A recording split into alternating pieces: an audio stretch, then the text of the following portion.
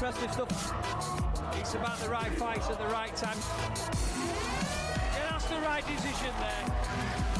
He's a good fighter on his night. Every fight wants to go, go, go.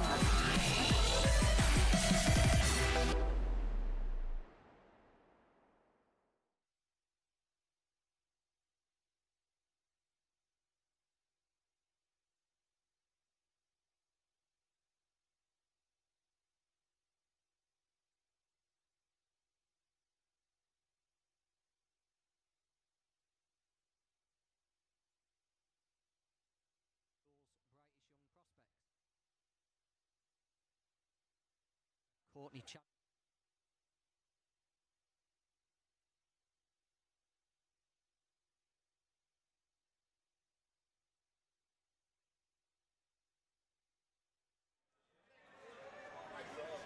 Hello and welcome to the Liverpool Olympia for another night of VIP boxing live on VIP TV. If you've been with us recently, I know you're all some loyal viewers. You'll have seen title fight after title fight and some long drawn out hard affairs.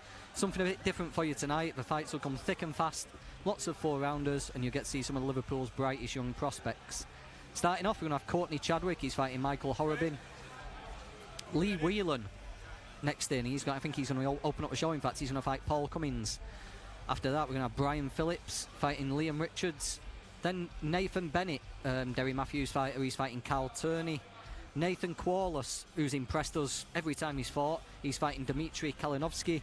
Jay Farrell, always exciting, fighting Kent Kalpin.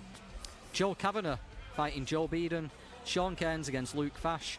Sean Hughes, who made a big impression on his debut, sheer excitement, he's fighting Gennady Krajewski. And then topping off the bill, we've got Mason Cartwright against Edvinas Puplaukas. As ever, there'll be a revolving door of guests. I know Jazza Dickens is going to join us for a couple of fights. Starting off, though, we've got Mr. Elliot Foster from Boxing News. How are you, Elliot? How are we, John? Pretty good, Elliot. Good. Pretty good. Good. Always one of the good venues, this, isn't it, the Olympia? I'm glad we're back here now. I love this place. It's one of those, isn't it? It's always freezing, but you always look forward to coming here. Yeah, real atmosphere. When you get a good crowd in the Olympia, it's bouncing. Had some special nights, haven't we? I remember Ladies and gentlemen, a very good evening and welcome to the legendary Eventim Olympia here in Liverpool. Let's get the action immediately underway. Here comes our first boxer of the evening from Hattersley, Michael Horobin.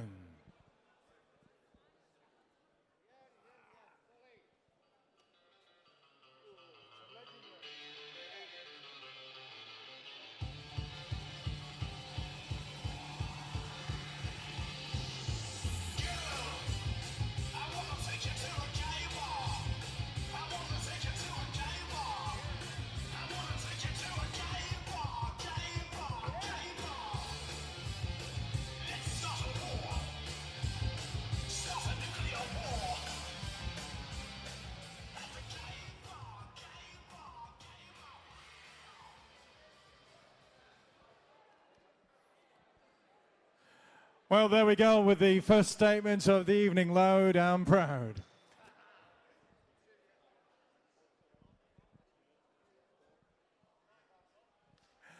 And here comes Michael's opponent from Warrington, Courtney Chadwick.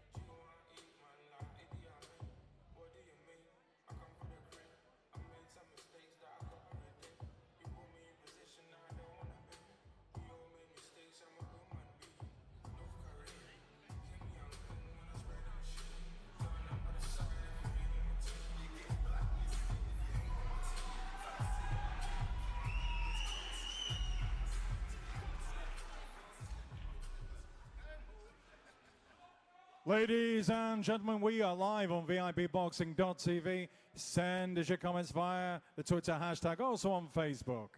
VIP Promotions proudly present this, the first contest of the evening. The officials have been appointed by the Central Area Council of the British Boxing Board of Control, whose steward in charge sitting proudly at ringside, Mr. Alan Ulster. We thank you.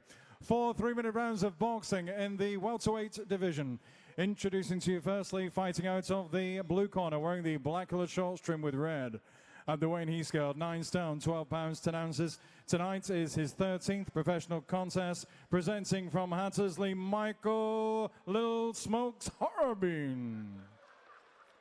We thank you. And opposing him, boxing out of the red corner, wearing the white coloured shorts trimmed with silver and black. At the weight he scaled, 10 stone, 2 pound, 14 ounces. A perfect unblemished record. 4 contests, 4 wins. Presenting from Warrington, the undefeated Courtney Chadwick. Timekeeper at the bell, Phil Morris. Star referee in charge of the action. Anfield's finest, Mr. Mark Lyson. 4 3-minute rounds. Okay, boys, both know the rules. Want you to obey my commands. If I tell you to break, break clean and defend yourselves at all times, boys. Good luck to you both.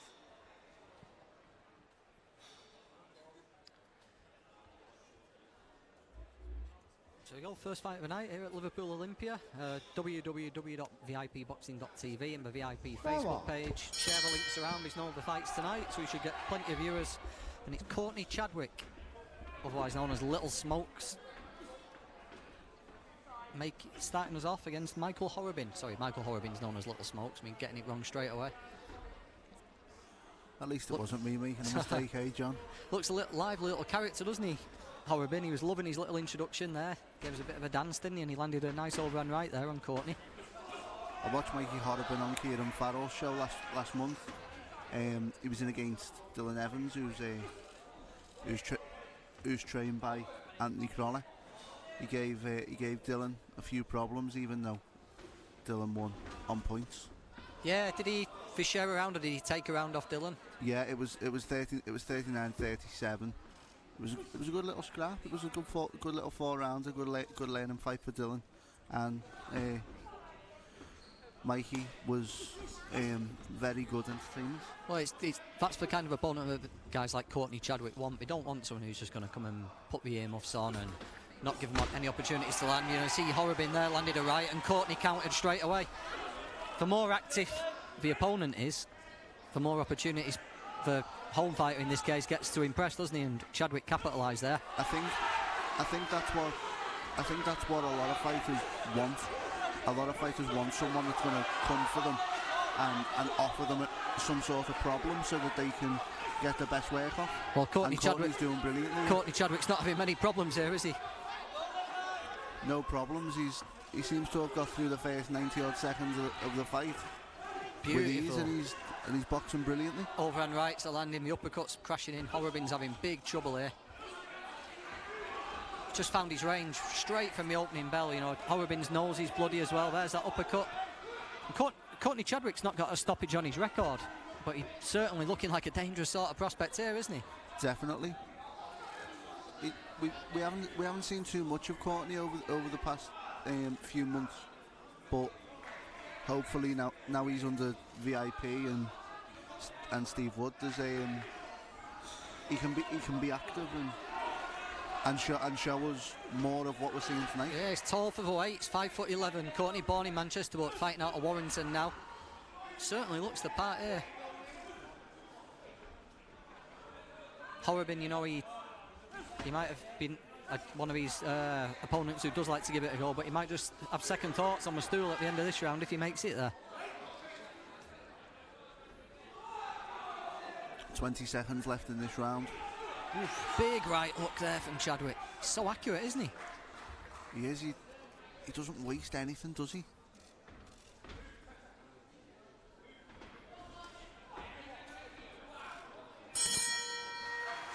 Mikey did well to get through that round. Very impressive round there from Courtney Chadwick. First round of the night. Big impression made.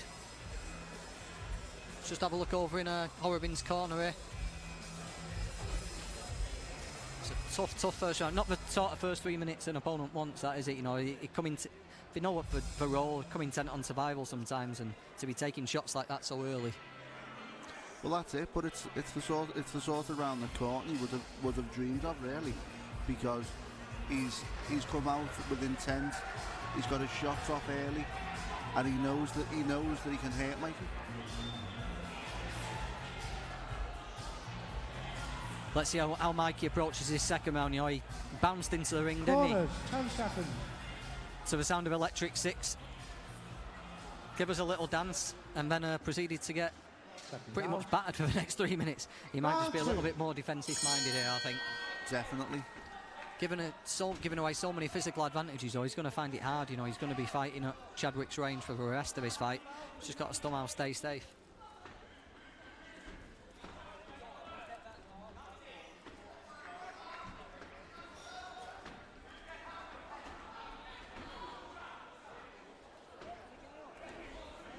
Falling short with a jab there. Ooh, a low blow.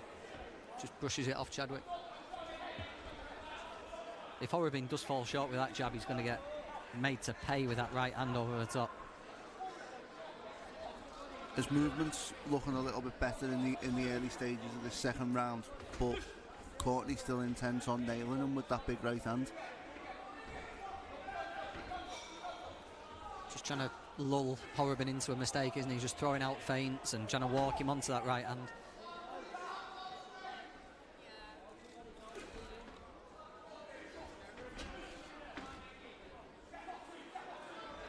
This is where we see what these prospects have got. You know, Chadwick had it all his own way in that first round. Horrobin's just changed things up, and now we've just got to see if Courtney can just maintain that pressure.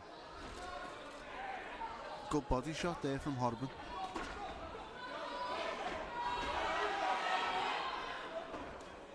What we don't want to see now is Courtney rushing in to try and make that impression yet again and smother it in his own way. Yeah, everything came from boxing in that first round. You know, he found his range straight away, and he didn't have to rush anything. Everything was right there for him.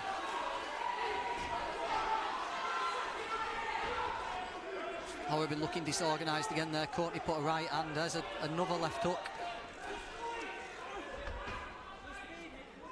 Just managed to stay safe for the first 90 seconds or so there, Horrobin, but struggling again now.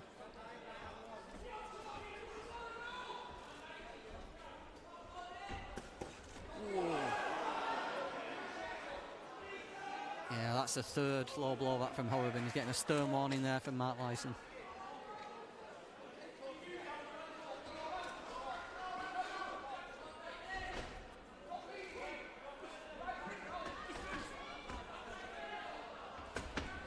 It's good to see the Courtney sticking behind that jab and not allowing that low blow to sort of put him off his game plan.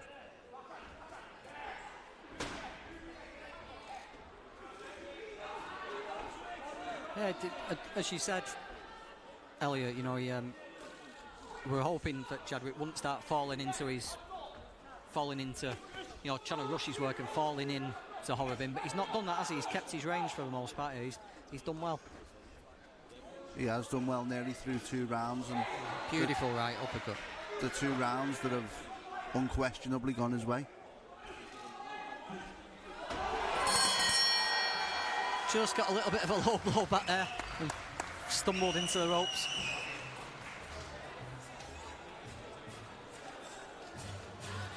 Not an easy night's work for Michael Horrobin.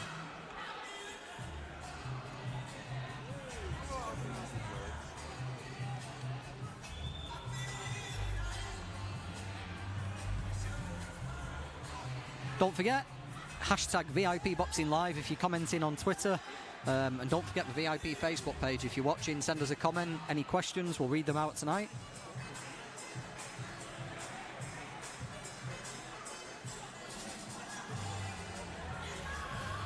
Getting a little bit of ice or cold compress put on his left eye there. Courtney Chadwick, nothing too serious. Mikey Horrobin's the one with the problems here. Seconds out. Round 3.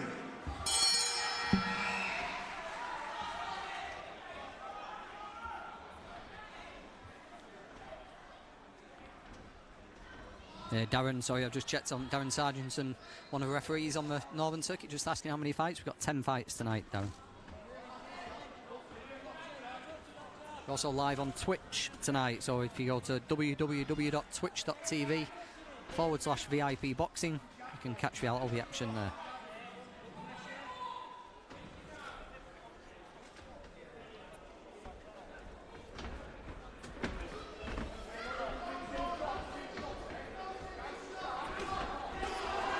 Right uppercut's been a real standout shot here for Courtney Chadwick, hasn't it? It has. It's been one that he's worked behind along with the jab as a solid fundamental shot that's managed to provide him with a lot of success.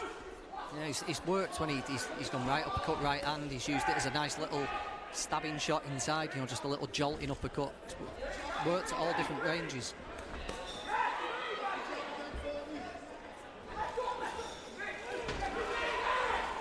Horrobin has had some success with that right hand, hasn't he? You know, he's landed 3 or 4 clean shots. Little bits of success, yeah, but on the whole, Courtney's sort of had everything. I don't want to say he's had everything his own way, but he's definitely had the better of the exchanges.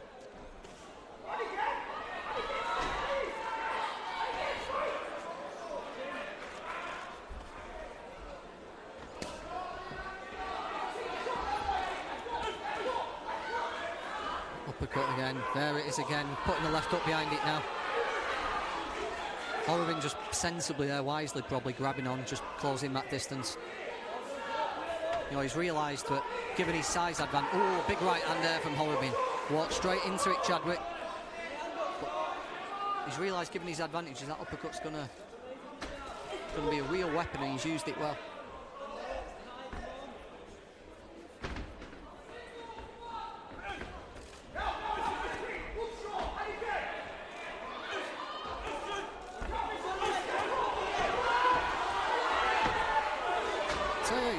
Impressive combination puncher, Courtney Chadwick. Good pressure from him as well. I mean, he took a good shot from Horrobin there, but seemed to sort of just step on the gas again. A real smear of blood on Horrobin's right cheek. I'm not sure if that's just blood from the nose that's made its way across, or if there's another little bit of damage accumulated.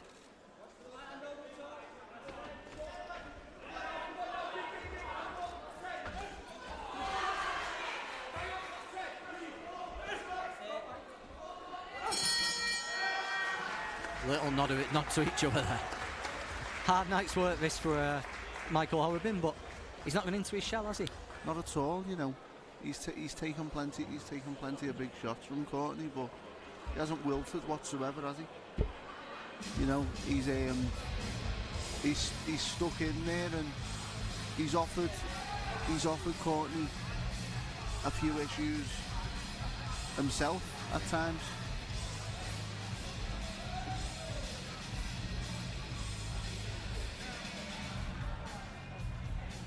Little graze under that just in the last round. We were just putting ice just underneath Courtney's left eye. Just working on that again. A little bit of a graze. That'll be from those right hands that Horrobin's been swinging over. But so far, 3 rounds in the bank for Courtney Chadwick, and look pretty impressive in patches here. And Mikey Horrobin sees the start of the 4th round. It must have seemed a million miles away when. Well, after the first 30 seconds. Well, that exactly after the opening round, we thought it was going to be an early night for Courtney, didn't we, on his return? But Mikey's done well to stick in there.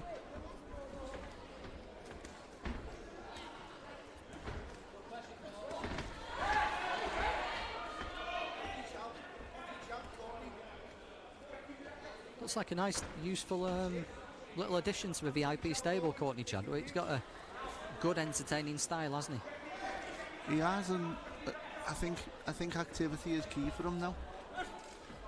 I think Courtney will get better. The sharper he is, and sharpness only comes with activity. Just wonder if he, very impressed. I wonder if he just concentrated on making Horrobin fall short a little bit more, and then countering using that range. He might have been able to get Horrobin out of there, but he certainly landed plenty of those right hands anyway. And he's so tall as well. You wonder why he doesn't just use the jab a lot more and box with everything off the jab.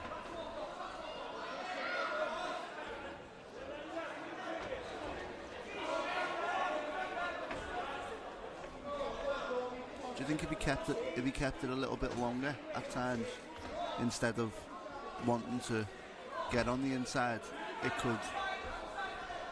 could make it a little bit easier for himself? Yeah, I think he probably could. You know, he must have 6-inch reach advantage, mustn't he, over Horrobin? But it's just his style, isn't he? He's a pressure fighter, but he's tall. It's certainly worked for him. He's taken the odd shot, hasn't he? But he's certainly landed a damn sight more on poor Michael Horrobin here. Nice little chopping right there.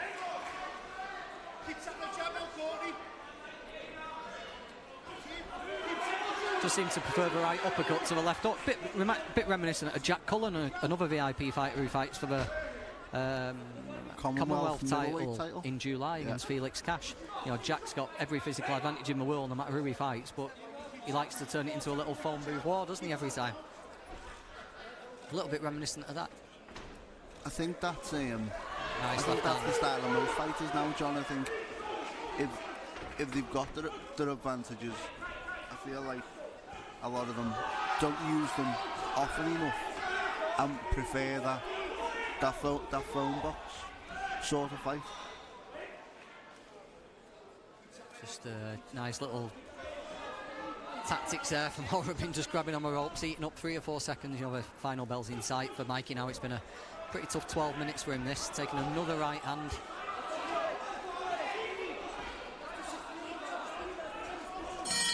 There we go, well done Michael Horrobin, and well done Courtney Chadwick. Impressive VIP debut, that. Impressive return for Courtney, and I hope now we see him a lot more active.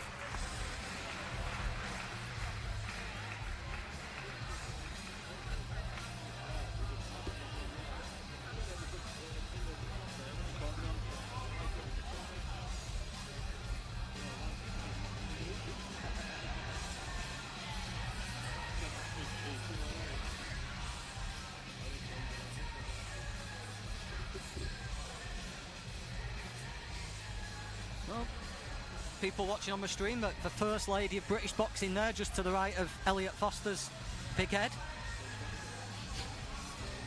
Michael Pash just getting ready to give us the official score.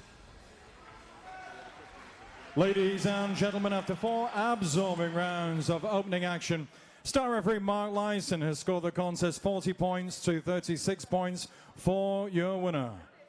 Now undefeated in 5 professional contests from Warrington, Courtney Chadwick. And a fine effort indeed from Michael Horrobin, ladies and gentlemen. Lived up to his nickname of Little Smokes, thank you.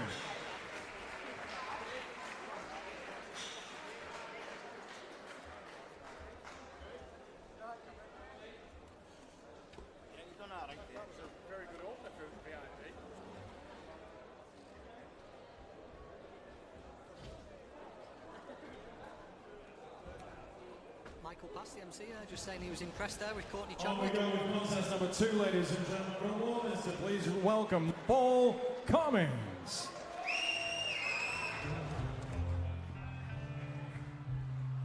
Cracking walkouts on this, by the way. Red Hot Chili Peppers for Paul Cummings. He's coming out to fight Lee Whelan, fighter with a pretty big reputation, Whelan. But first of all, here comes Paul Cummings.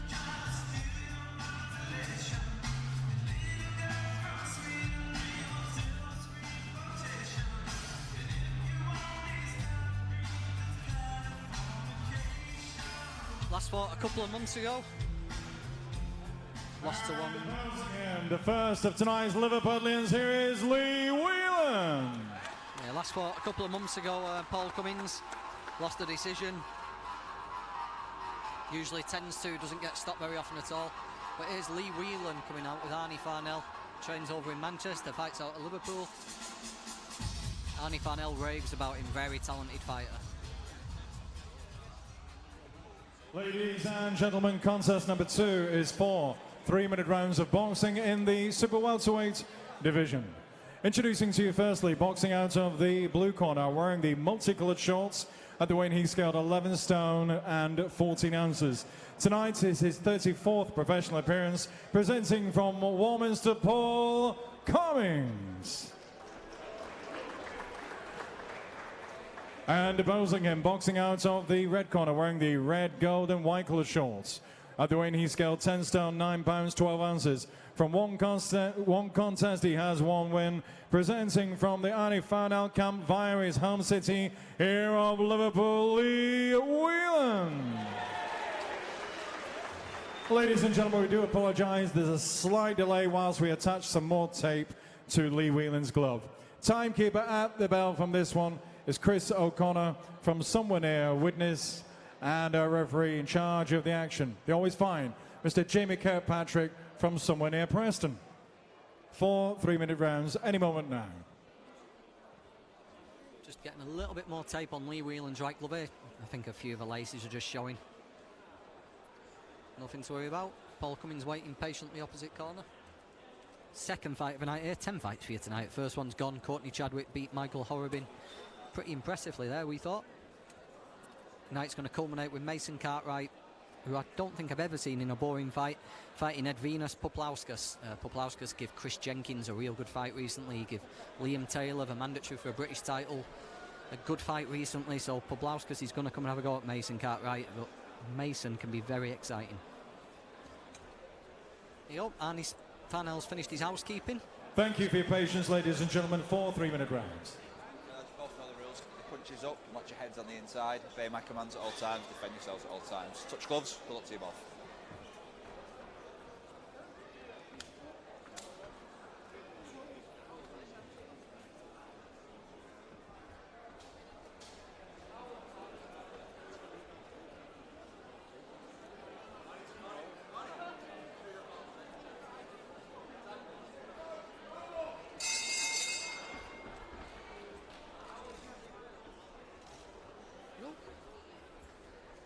Nice solid stance Lee Whelan, hasn't he? He holds himself well.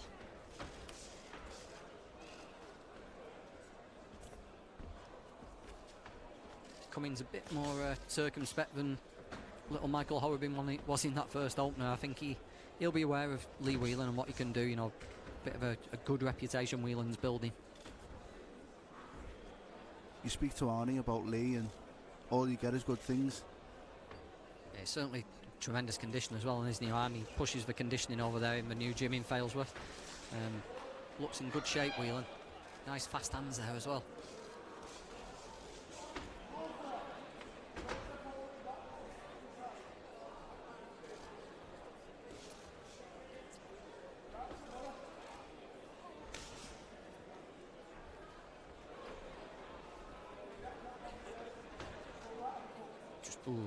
Really going for the feints here, Cummins. You know, if Whelan can just draw something or force him into covering up, he's going to have some success here as this fight goes on.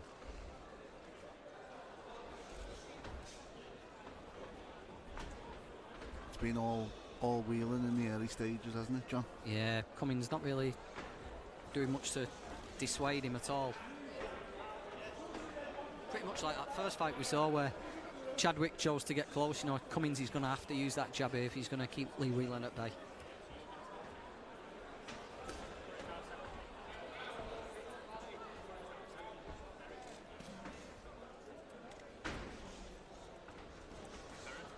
Just the second fight for Lee Whelan. Back in March, he got his career auto winning start. Beat Dylan Draper on points. It's just his second professional fight, so the nerves will still be there, won't they? You know, he won't have shaken those out of his system just yet. No, definitely not, John. It takes a while, doesn't it? When you turn over, it does take a while to sort of get used to the pro game because it's entirely different to the amateur setup. But Whelan's one that I think will adapt quickly.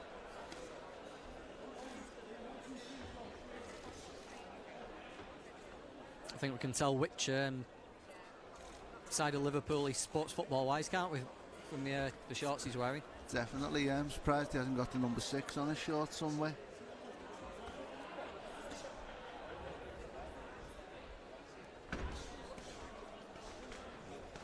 Nice bit of variety here from Whelan. You know, left uppercuts going in, working the body as well, but most of it's just stemming from that jab. Good solid grounding as well. Boxing off the jab at all times.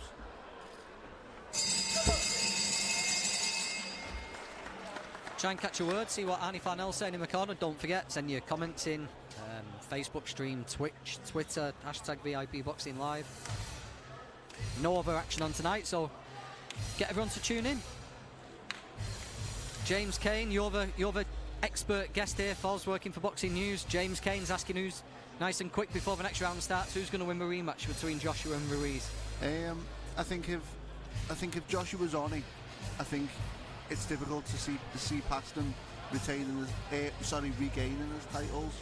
But if there's any sort of issue, I think he struggles against Ruiz, because Ruiz in the biggest moment of his life was ice cold and took his opportunity when he needed to. Do you know what I think the biggest issue was last weekend for Anthony Joshua? Go on. The fact that he had a very good fighter opposite him. You're spot on. Anyway, into round 2 here. Lee Whelan. Arnie was just telling him to just throw to the body and then come over the top with the right hand. So just see if he can see the opportunity to do that.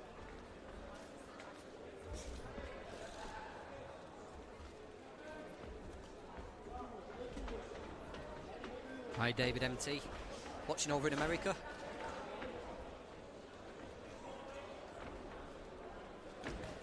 There it is, just trying there, wasn't he? Just a feint and then right over the top. He tries it again, Whelan gets through it with the right hand this time.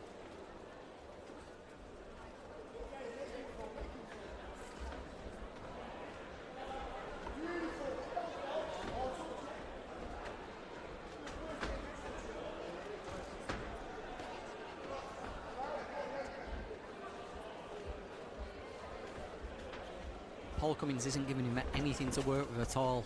Whelan, he's having to force every little bit, every little opening himself, isn't he? Cummins is not giving him a single thing to go with. No, Cummins is tugging up and trying to smother any little bit of work that Lee's trying to get off. And in a way, Paul's having a lot of success in doing that, but it's not allowing Lee to get any work off whatsoever, is it?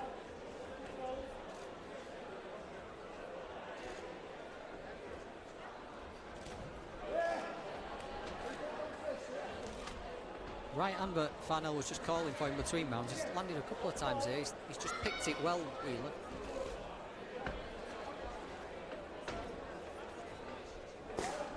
A fighter who listens to his coach, I like it. He's just trying to change his angles there around the body, you know. Real difficult thing to do. It's one of those things that's pretty easy to nail on the bag, but to do it in a fight's pretty tricky, and good that Whelan was feeling confident there enough to try that.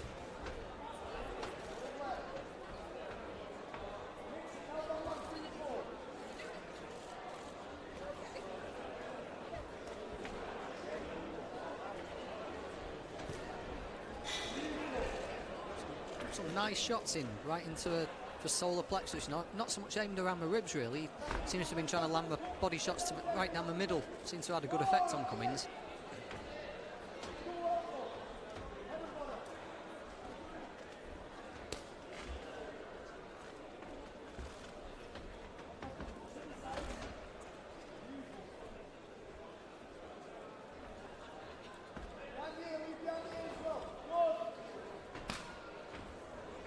Good crowd just starting to fill up now here at the Olympia. Elliot? I love it when the Olympia's busy, John. Decent crowd starting to fill in now. Well, that's definitely 2 rounds in the bank for Lee Whelan. As we said, he's having to force the action here against Paul Cummins, not giving him anything to work with. Let us know what you think of Whelan.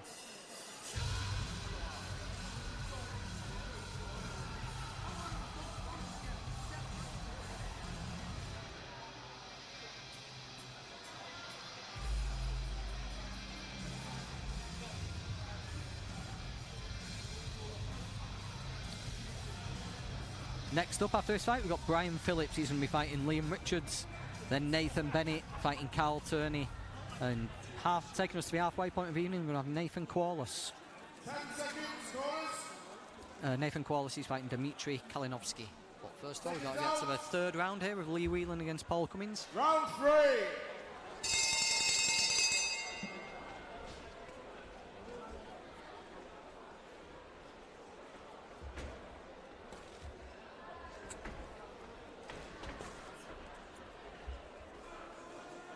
just got those gloves glued to the side of his head. Whelan must be just going to the body to try and draw those hands down. It's good to see that Lee hasn't allowed frustration to creep in, you know, with being unable to get any shots off. It's good that he's sticking to the game plan and just working away rather than getting frustrated and struggling.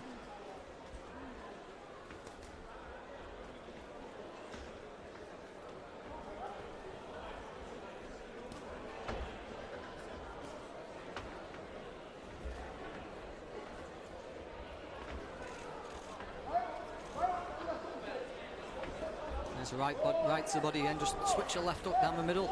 There you go, just switch the angles nicely. That left hook just down to a pit of a stomach seems to be the most promising shot here for Lee Whelan. It's a shot that's worked previously in the fight, isn't it, John? And it's something that I'm sure he'll try again before his second fight in the pro ranks is out. For stepping around, you know, it's something you add to and add to and add to every time. You know, he's just stepping around to the right and sinking the left up to a pit of a stomach. As Lee gets used to as he becomes more natural to it, he'll then start stepping around to the left and putting the right into the pit of the stomach. That's just something you can add to the sequence every time. Just start building up and building up. Ricky Hatton became an absolute expert at it. He did, yeah, and obviously you've got the Manchester connection here with Arnie, but Lee is Lee's boxed brilliantly up to now with what he's been able to work with, and he's got a bright future. Yeah, started off training in Failsworth with Arnie Farnell up in the old mill, but Arnie's just moved probably less than a mile down the road now. So Lee Whelan's like the most talented and main pro in there at the moment. Certainly looks like he's got a good future as well, like you just said earlier. When I heard about Lee going pro, I was quite surprised, to be honest, that he'd gone with Arnie, but it seems to have worked out well up to now. It looks like a fruitful partnership. Yeah, it's been a regular stream, that, hasn't it? You know, at one point Arnie had quite a few lads from Liverpool training with him. He did, yeah. He had Bellew at a point, didn't he? He's had plenty, hasn't he, Arnie? Paul Butler's another one, yeah. It's up to the world title. Yeah. Incidentally, it was 5 years ago yesterday that Butler won that IBF world title. Time flies, doesn't it? There we go, another round in the bank there for Lee Whelan.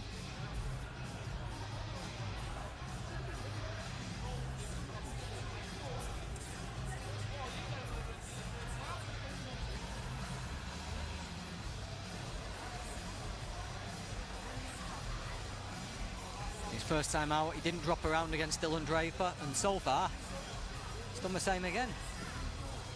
Nothing to pick faults with here from Lee Whelan, I don't think, either tonight. Not really, and I think Arnie will be really pleased with what he's seen as well.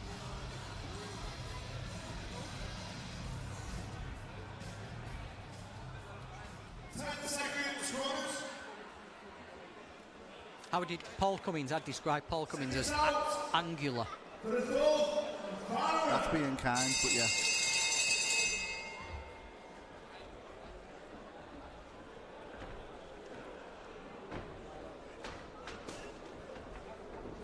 Yeah, I think the bodywork's been the most impressive thing we've seen from Lee Whelan tonight. Changed the angles well and been pretty accurate with the, especially the right, I think, to the body. He has, yeah. And another thing is, he's got that body work off at a time when Paul Cummins has stopped him from getting body shots off, if that makes sense.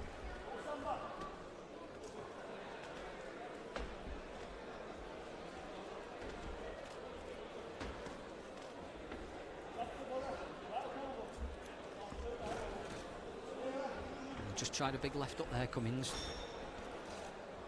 Probably one of the very few times he's actually opened up. I think Lee would have wanted him to open up so that he could have got his own work off. One of the bodywork's been the most impressive, but something else Lee's done well tonight. He's not got bored, has he? No, he's kept trying things. he's not just fallen into the routine of trying the same thing over and over. You know, he's made it interesting. He's made it decent to watch. And I said earlier on as well, John, that he's because obviously Paul's tucked up and not allowed him to get much off. He's done well in not getting frustrated.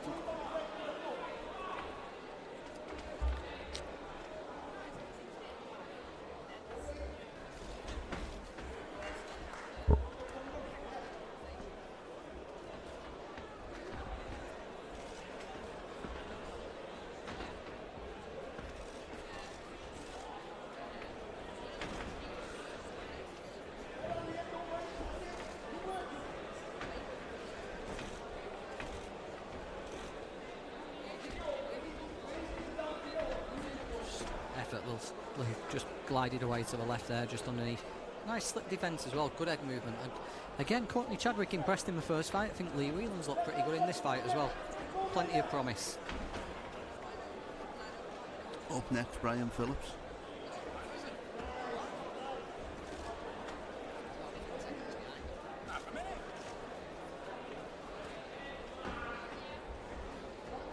Michael Passy MC there, just watching himself and admiring himself on the Twitch stream. Don't forget to send out the link to all the videos.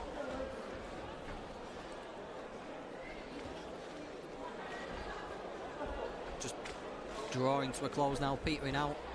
Lee Whelan well on top for every single second of this 4-rounder. And it looks like another 40-36 in the bag to me. Yeah, another points win for Lee Whelan. Final bell. Cummins has a big smile and looks relieved. Lee Whelan doesn't have a big smile. He'll have been a little bit frustrated, but I don't think he's got any reason to be. I thought he boxed very well in patches there.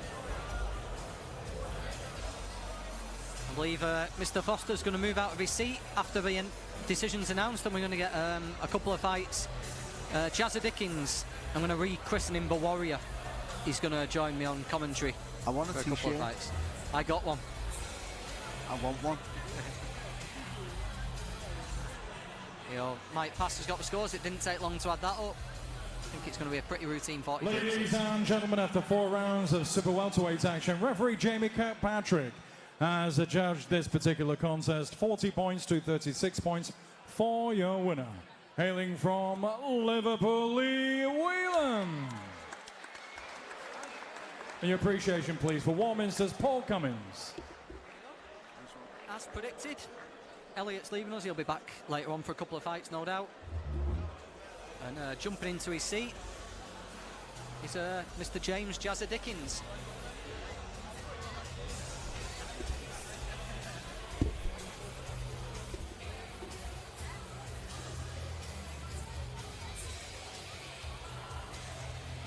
On we go with contest number 3, ladies and gentlemen, here from the event in Olympia, Liverpool, presenting from Melksham, Liam Richards. Here's James Jazza Dickens jumps on the commentary. He's even bought his iPad where he's got all his research for Brian Phillips against Liam Richards.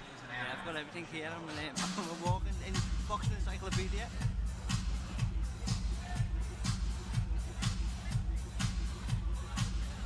How are you, Jazza? I'm okay, yourself? Yeah, pretty good, pretty good. Got a snazzy new t-shirt in my post this week. I heard. They've been popular, haven't they? Yeah. The Warriors. Cult classic. Not everyone appreciates it like us either, do they? It's one of those films that nobody really admits they like until they meet somebody else who likes it. Yeah. I think it's a terrible film. And another young man hailing from the superb city of Liverpool, Brian Phillips.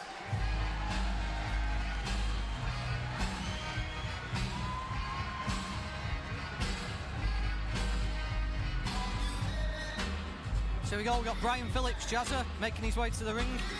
Tell the people watching around the world, we've got lots of people in America for some reason today. Tell them what you know about Brian Phillips. I've done a lot of sparring with Brian. I was in the gym with Brian when we were both amateur fighters. Brian's a really, really good fighter.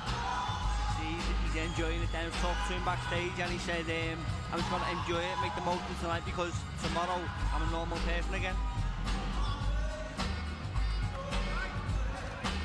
Yep, at the Tonks gym. Brian took a test very early on in his career. It didn't go as planned, but he's building himself back up. He went out to America for a while in the Fury camp. and now he's with Dave Thompson, Joe Thompson. This VIB.TV commentary, John Evans in association with James Jazzy Dickens, a local man. Don't forget the usual hashtags via Twitter, Facebook and also YouTube. Send us your comments there. This contest is 4 3-minute rounds of boxing, super lightweight division. Introducing to you firstly, boxing out of the blue corner, wearing the black colour shorts trimmed with yellow.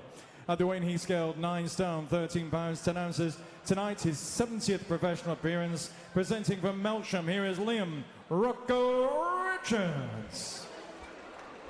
And opposing him, boxing out of the red corner, wearing the blue colour shorts trimmed with gold and red. At the weight he scaled 9 stone, 9 pounds, 12 ounces. An excellent record thus far, 6 contests, 5 wins. 2 of those wins coming by way of knockout with just a solitary defeat. The pride of Liverpool, here is Brian Phillips. Timekeeper at the bell, I love you, Phil Morris. Star referee in charge of the action, Anfield's Mark Lyson. 4 3-minute rounds. Yep, 4 3-minute rounds. Short of Brian Phillips. there, you know, so anything there's clean, okay. Okay, boys, risk he took early on his career, you know, credit to both lads for taking that. He fought Nick Ball, didn't he, at the Greenbank Sports Centre. It was a real little war. It went Nick's way that night, but there's nothing wrong with that, is there, Jazza? No, it was a real fight, and he's not like his first real fight, and he's experienced that now, so he knows where he's going in his career. It's good to get that loss early on. Where am I going in my career? Now I've had the loss, do want to carry on, yeah. So it's good to have that. It takes a lot of pressure away also. Yeah. He just fought the complete wrong fight that night against Nick Ball. You know, Nick Ball's the mighty atom, isn't he? He's very small, very aggressive, and Brian just didn't use his advantages. But I would expect to see him from now on his career try and use those.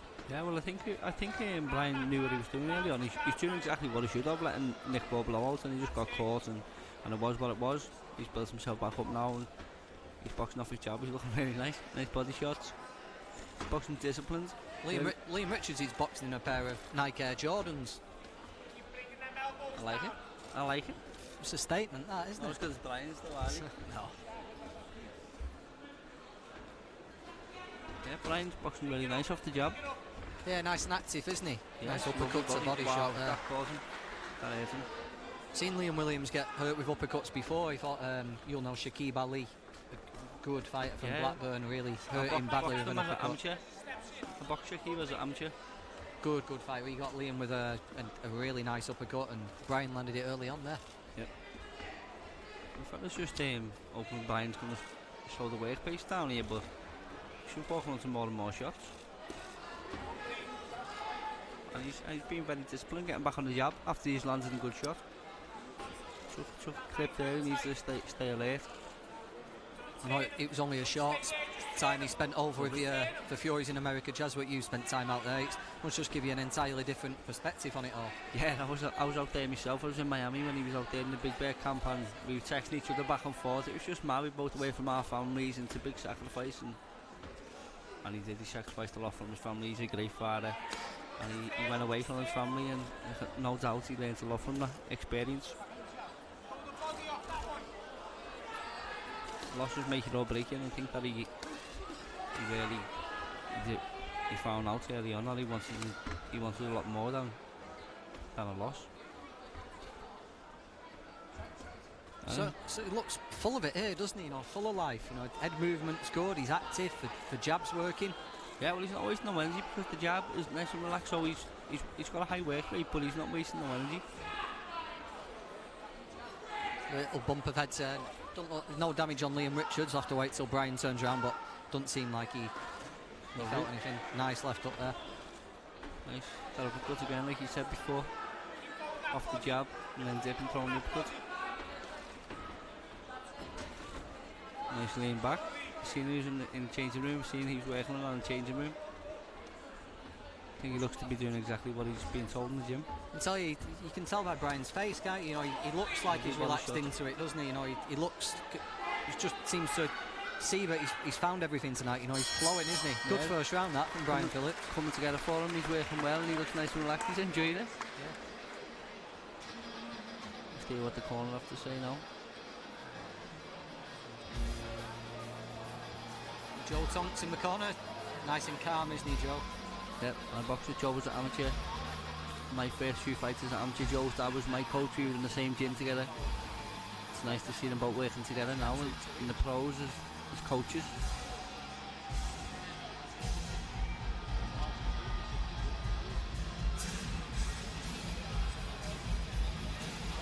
You managed to pick up anything there in the corner, Jazza? I think he's... Make it up if you couldn't. Yeah, I was just going to mix it up there, but no, I haven't picked up nothing. Corner, 10 seconds.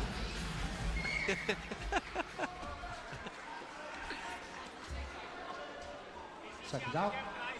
Last time we commentated, Jazza, people were calling us for New Hauling and what? Yeah, we were like Teddy Atlas and Joe Tessitore, wasn't we?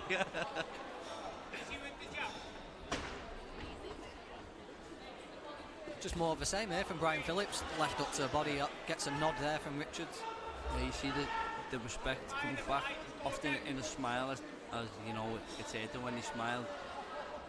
He keeps smiling every time, gets it with that body shot like he did just now. Ooh, big load up there, well left up. He got a bit excited then, didn't he? Brian's taking everything on the gloves nice as well. It's the best I've seen him, Jazza. Yep. No, He's impressing me tonight. Been going 4 minutes, it's only 4 minutes in. But so far, so good for Phillips. Yeah, nice work with him there. He's loving it. What's that feel like, Jazz? You know, you've had your moments where I vividly remember you fighting at Oldham Sports Centre once, and you were sensational. What's it like when you can just centre once and you were sensational? What's it like when you can just feel it's all working for you and you're in your rhythm straight away? Yeah, well, there's nothing like that. That as they call it, the zone, and that's where you want to be. That's you at your best. You're not thinking about nothing else. Everything's just flowing. It seems like it's just flowing nice for Brian here. He's loading up a little bit every now and again. I think you just need to stay disciplined, back on the jab, like he was, setting shots up, let the body shot go, and then throw the combinations. But yeah, he's flowing really nice. Footwork's been nice today, hasn't it? Yeah, it's really nice to watch him boxing like this. I haven't seen him boxing like this before.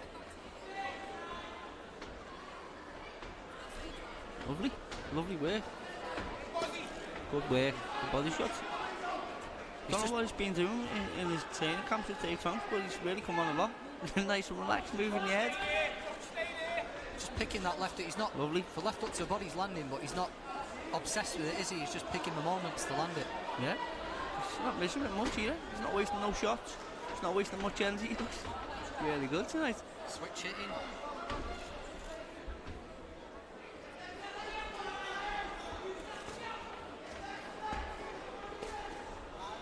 I think boxers find a little smile from Brian. It's a lot easier all round if you're enjoying yourself. You can find that flow, that natural rhythm. You're enjoying the time in there.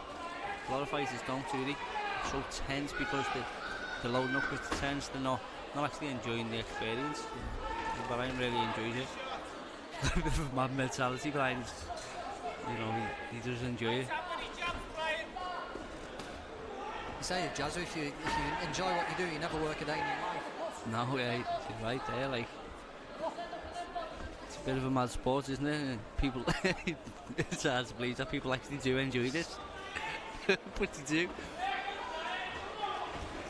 And Josh Warrington usually says, you know, he's coming up to his fight next week with one of your old opponents, Kip Galahad. Yep. And he says when he gets in the dressing room on fight night, he puts the little 8-ounce gloves on. And he thinks, oh, I love this, you know, this is a horrible sport. Yeah, and then he says, usually about 5 seconds later, I realise, hang on, the other fella's got these on as well. Yeah, but you do a horrible little vicious voice coming to you when you put them 8-ounce gloves on. Very good boxing so far from Brian Phillips. Don't forget, send in your comments, hashtag VIP Boxing Live. Tonks has got Joe Tonks has got a bit of a stone face in the corner, but he'll be over a moon, won't he, so far, I think? Yeah, I think he's hiding the smile behind that stone face. Your man's out of his corner already, joking around with Mark Lyson. Mark Lyson, one of the best referees we've got.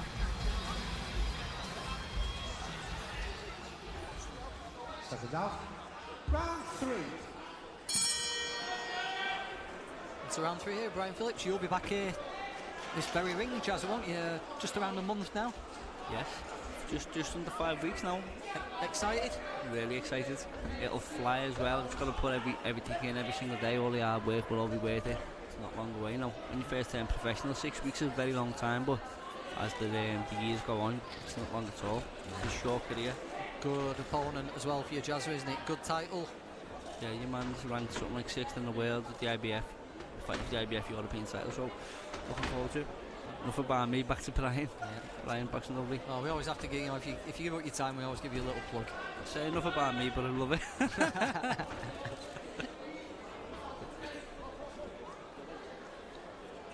Round 3 or 4, I think Brian can't do much more than he's already doing, just needs to keep doing what he's doing. Yeah, Richards is tough, isn't he? It's unlikely you're going to stop him, someone like Richards, from accumulation. You know, it's got to be a snapshot, hasn't it? He knows plenty to keep himself safe, but all you can do is just impress like Brian is doing. Yep. Yeah, well, unlike many other people who are, disrespectful, like looking and surviving, he doesn't back off. He actually goes forward, which is unusual. He finds his defence in his attack, so he's moving forward, moving the head. So he probably startles a lot of young fighters with that approach. Is that what you want an opponent who does take chances, or don't you, Jazzy? You know, when you're coming through at this stage of your career, you don't want someone like Lee Whelan there, found Paul Cummins just put the earmuffs on and found it hard to find an opening. You want someone who gives you something to work with, don't you? Yeah, of course, and you want something to display to the fans. You want to see how good you are at fighting. They pay the money to see the blood, don't they? And that's why they're here. They want to see knockouts, and often they don't get that chance to engage. It can be frustrating, and then you start loading up because you want to find that shot. As you see there now, Brian running after him, he's moving backwards. Brian's going looking for him, but this fella he stands with you, which is good for Brian, because Brian looks really good tonight. Just picking some nice shots going backwards as well now, Brian. He's been on the front foot a lot, hasn't he? But he's just picking some nice stuff going backwards there. Yep.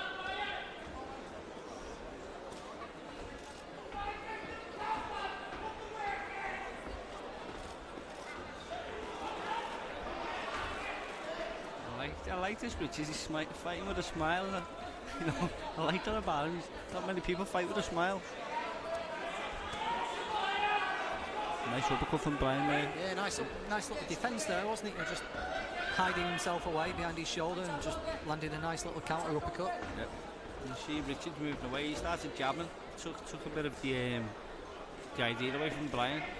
He's getting the jabs in there. 3 rounds to 0 for Brian Phillips. Yep. Although it doesn't take much, does it, Jazza, for a couple of good performances like this, and suddenly you stop thinking about that defeat. Yeah, of course, it doesn't take much to get your confidence back, but boxing's it's like, it's an unforgiving sport, but it's like, it's easy to find confidence, and it's also very easy to find false confidence. Yeah. So it's so important after the loss to know who you are, and then it's also important to stay humble when you are winning too.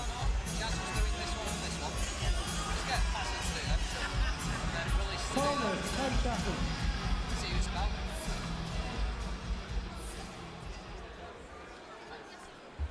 Check it out for the 4th and final round. Brian just needs to keep doing what he's doing, and he's come away with a great performance. He'll come away with a lot of confidence going into his next fight. But the fight's not over, far from it. Come out to have a go here, Richards. Yep. Have a cut again from Brian. No, from our point of view, it's good, isn't it? You know, we get to see what Brian does in another situation. Yes. Now he's working combinations. He shows a little bit of everything tonight. Head moving combinations, jabs, uppercuts, shots on the inside, body shots, defense. Can't fault him.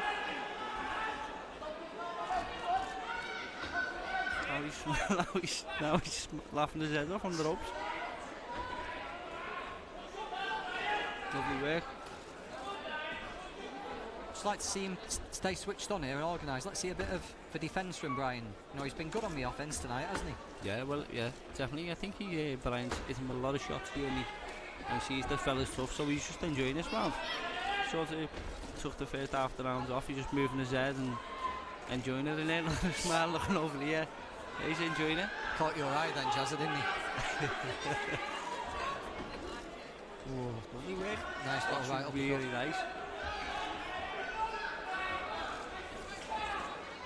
Now he's working combinations.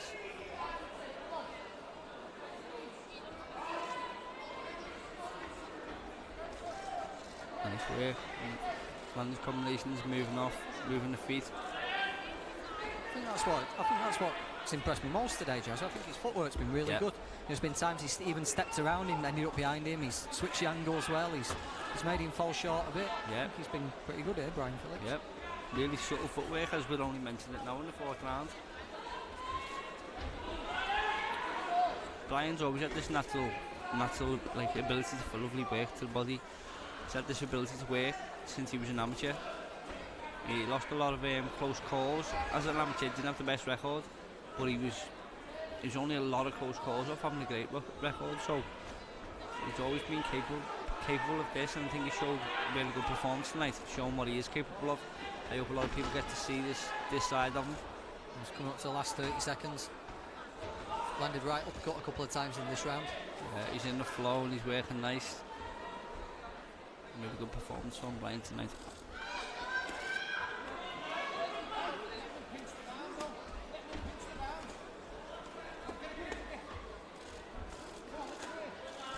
Finishing strong.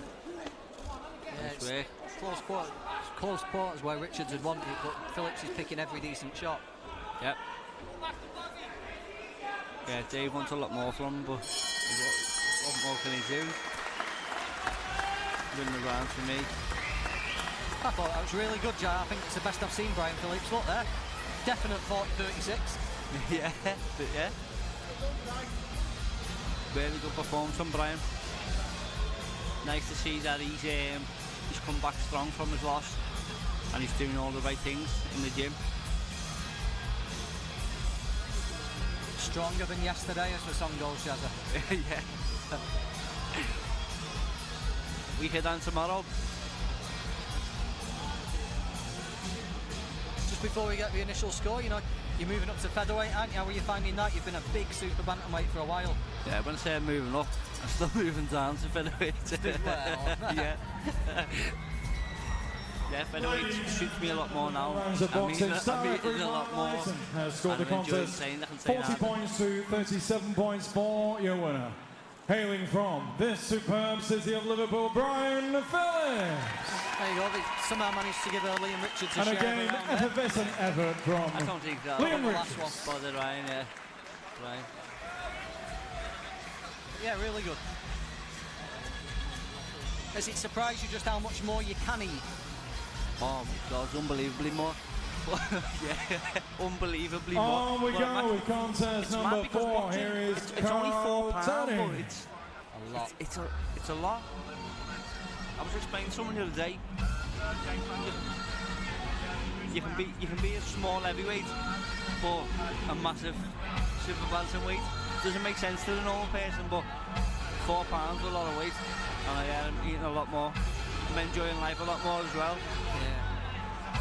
If you've got something to look forward to eating when after a hard training, it must just make it make a massive difference. So at £8.10, come to the show tonight. So it's a bit of a chore because I want to rest. I need to rest and get me recovery in there, but tonight I'm full of energy. And opposing Carl Tunney, a man from Liverpool, Nathan Bennett.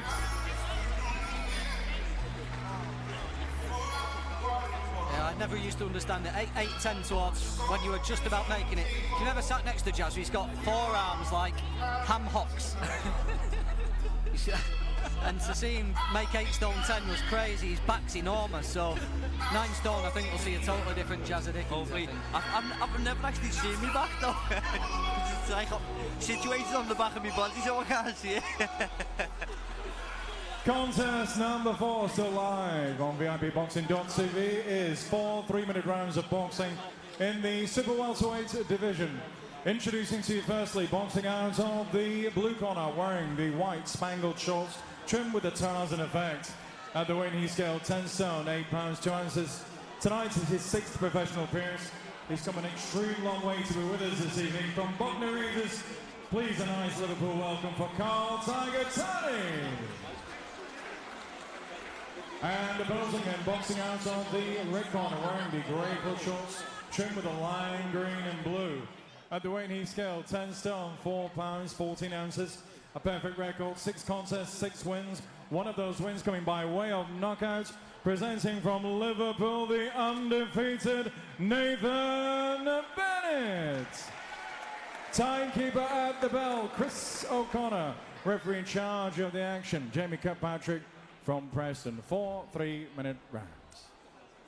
Okay, lads, you both know the rules. Keep the punches up, watch your heads on the inside, obey my commands at all times, and defend yourselves at all times. Touch gloves, good luck to you both. Oh, someone you know very well here, Jazza, Nathan Bennett. Yes, he's sparring with him and training with him in the gym for this fight. He was supposed to fight Troy James originally. It was a really tough opposition in Troy James, and Troy James pulled out last minute. That would have been a big step up, Troy James, for Nathan. Yep. I think that's ambitious fight. That's what he's asking for right now. That's what he's asking for in the gym. He's asking his manager Steve. 18 years old.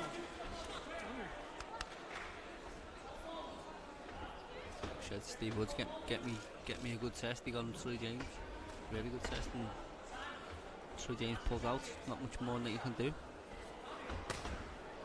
Instead, he gets Carl Turney. Really, really hard, is it? Yeah, he's not got many stoppages, but he looks like the last time out, it looked like he'd figured out how to use that power. Yeah, he definitely will come when he finds himself in there. It definitely will come because he can wallop. He's massive. I think he can make a lightweight. He's filled out a lot as well since his debut. I remember his debut looked very thin and spindly almost, but he's filling out in front of our eyes almost. Yeah, well, that happens, doesn't it, in the professional game, because the training's a lot harder than anything you can do, so I think you have to fill out at some stage. Turney's been busy. He's lost a couple of fights in the last month. Jimmy Joe Flint, one of Jimmy Harrington's lads over in Doncaster, beat him. Justin Newell, good fighter. He beat him 2 weeks ago over in Leeds. So Nathan Bennett's got some decent fighters there who've beaten Turney on point, so it's a good little marker. Obviously Turney doesn't get stopped though because he wouldn't have been fighting so active, so it's how you beat these guys, isn't it? You should beat them, but it's how you look when you're doing it. Distracting style, hasn't he, Turney? He's staring at Bennett's belly button almost, his waist. I was thinking that then. Slightly off-putting that, Jazza. I don't think he's really looking at where his eyes are looking, I don't know, but you can switch off, can't you? That's the thing about it. Doesn't want to know why is he look so negative. Next minute a shot comes over the top, so I think you have to stay switched on. I have heard though, a lot of fighters say look at the chest because you see the chest move first, you know when arms coming, so maybe that's the reason behind it, I don't know. Think that'd work at the stare down? Yeah, you're never going to make another man's nipple blink, are you? You're always going to win. I don't know, Jason.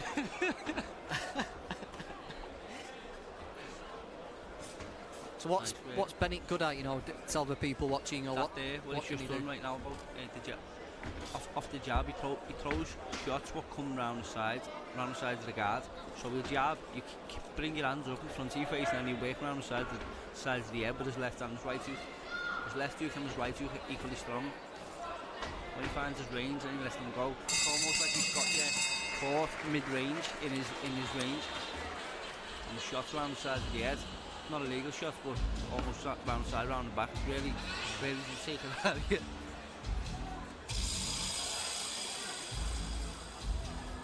Is he quite able to adapt to different things, Jazzy? Does he like to settle into a rhythm, or can he switch things up and around? Yeah, well, he's a good boxer. He's always been a good amateur. He's got the good amateur pedigree for England, and yeah, he can probably do anything he'd ask him to, really. But once he's got you in his web, it's hard to find a way out of it.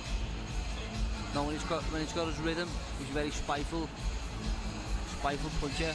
10 seconds, Charles. Takes no prisoners, and when he's got you in his web, it's hard to break that rhythm. Round 2. some teams to have in your corner as well, isn't it? Georgie Vaughan and Derry Matthews. Some experience there. They work together as well. So like you were saying there with the Tonksers, father and son, Derry and Georgie been working together for years. It's good to all be on the same page, the same ideas, working together.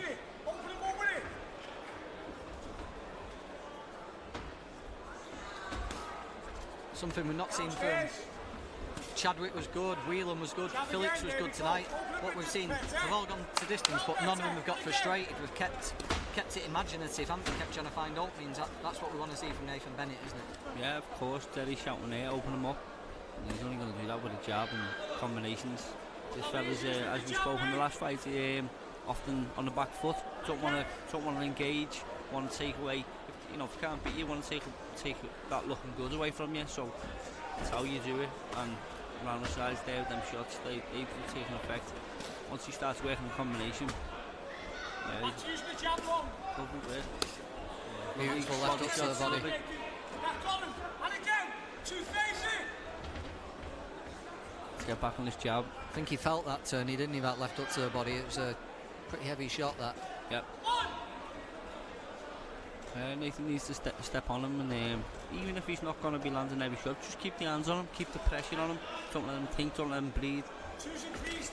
Got to finish with three, Nathan. As you can probably hear Derry shouting there, you just have to work on 3s and 4s. Just because this guy just looked for a break in between work, he's just looking for a rest.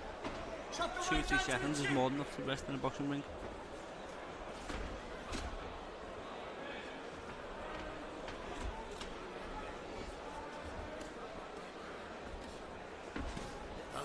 He's going to pay for one of it if he keeps on throwing lazy jab out like that, Tony. He's going to pay for one, isn't he? Bennett, look, that right hand's cocked, isn't he? It won't take him long to pick up the timing of that.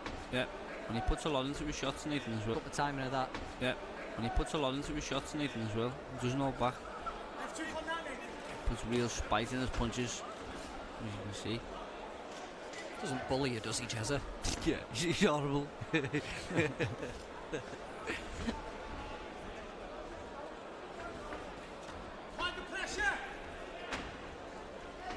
his feet a little bit closer and land his shots and combinations. That's what he needs to do. It's okay saying it's a lot easier when you're out here saying it from the outside. You've also got to think about the shot coming back as well, It's easy to get carried away. You see so many fighters get carried away and looking good, and then next minute to get caught. I've seen it so many times. We're talking a lot about Bennett, but Tony's got a reasonable defence, hasn't he? Yep. Catching a lot on his gloves. Yep. Body shot seems to have is landing the cleanest. Yep. By bringing the hands up, the same shots around the back side of the head. But you don't get to be a guy like Taney, this many fights, and not getting stopped without having a good defence.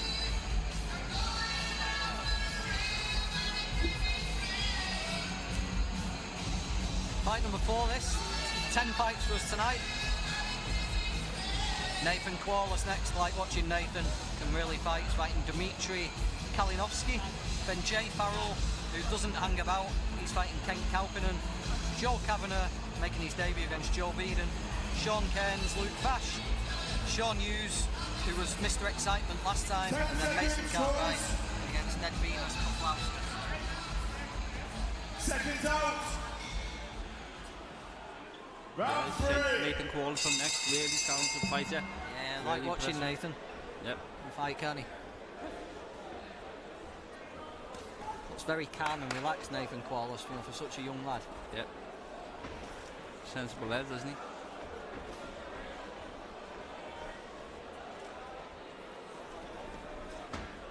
Nathan needs to get back on the jab as he was, and then midway through the round start picking the pace up and working combinations. You were just talking Nice. to Derry then, Jazzo, in between rounds. What were you saying? I was just saying what I was saying then about combinations, need to work more on combinations. But it's easy said and done. But the guy Derry was there saying, looking over, saying how negative the guy is. It's sometimes very hard to look good and impressive for the guy who doesn't want to know, Lovely work. So you can just finish and put another shot on the end of that.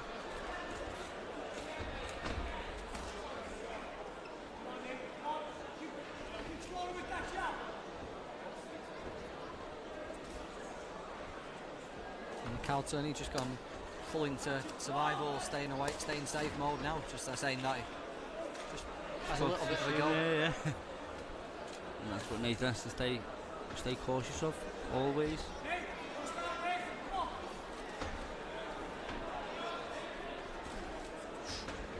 Big shots thrown there.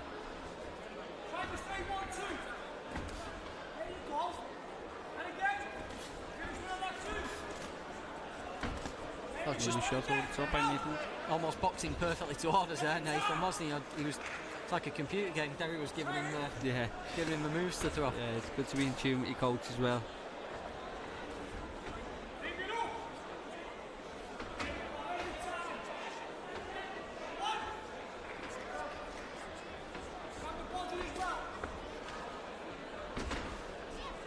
Always impressed by the likes of Turney. You can withstand the sort of punishment and still stay calm and relaxed. Definitely an art and a skill to what he is doing in there. Unappreciated art and skill.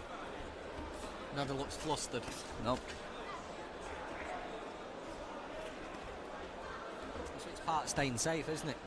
Yeah. And anything really. If you show panic and show weakness, Nathan would just jump on it straight away, wouldn't he? Yeah. Often in boxing it's about deceiving the other guy, isn't it? Poker face. Yeah, when he's letting the jab go there, he's setting everything up off the jab.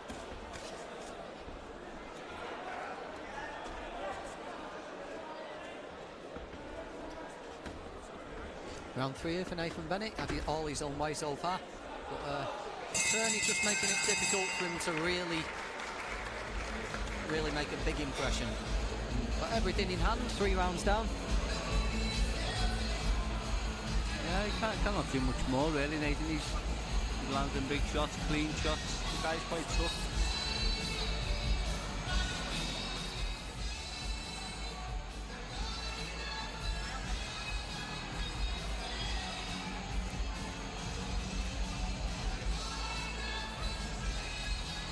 Final round coming up. Expect we'll see more of the same here from Nathan Bennett. Yep. How's life in the gym at the moment, Jazza? Yeah, good. Really good. Father going well. Training in the morning with Georgie on the hills, 7 AM, Everton Hills. Really steep hills here in Liverpool. Got good facilities, got good coaching in the gym, sparring, a lot of fighting in Liverpool, so yeah, everything going well.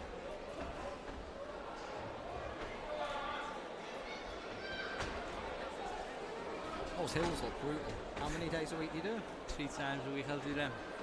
Yeah, they are. 3 times I do them as well. I don't know anyone else who does them 3. People do them 2 times, but fighting for titles, Georgie going to be on them 3 times.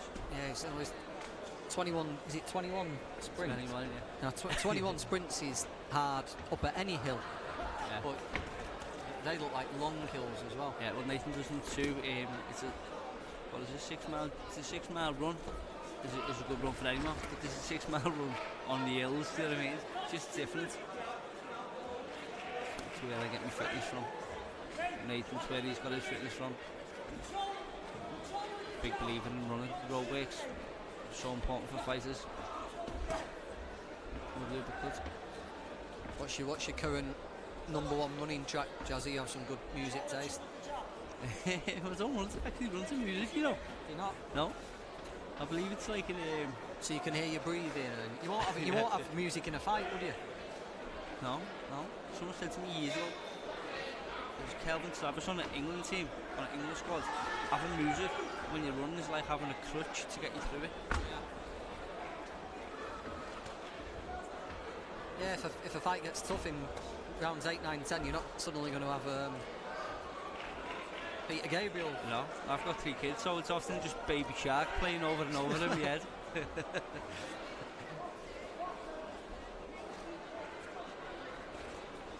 Back to a boxing here, Nathan Bennett. Pretty much the same pattern, isn't it, as the previous 3 rounds? Trade right hands there.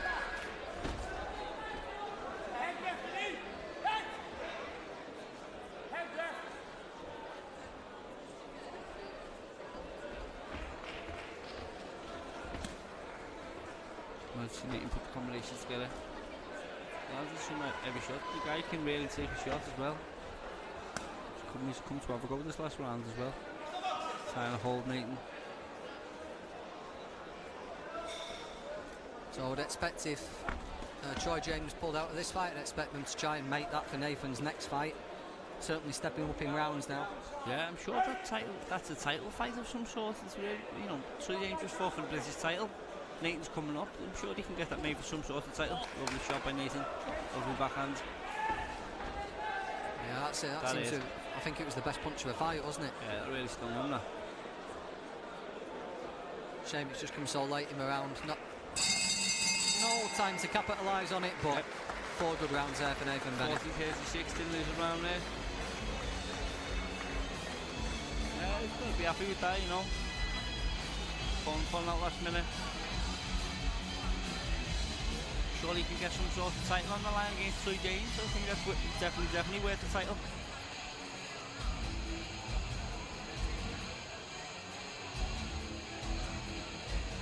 We all get the official score from Michael Pass. But go on, Mystic Meg. What are we saying? 40-36. Yeah. Ladies and gentlemen, after 4 rounds of super welterweight action, referee Jamie Kirkpatrick has scored the contest 40 points to 36 points for your winner. Now undefeated in 7 professional contests from Liverpool, Nathan Bennett. And a game effort from a young man who's come a long way indeed, ladies and gentlemen. Bognor Regis' Carl Tanney. And there was some sexy commentating on there. Been a pleasure sharing the mic with you, John. Yeah, thanks, Jazza. Pleasure as always.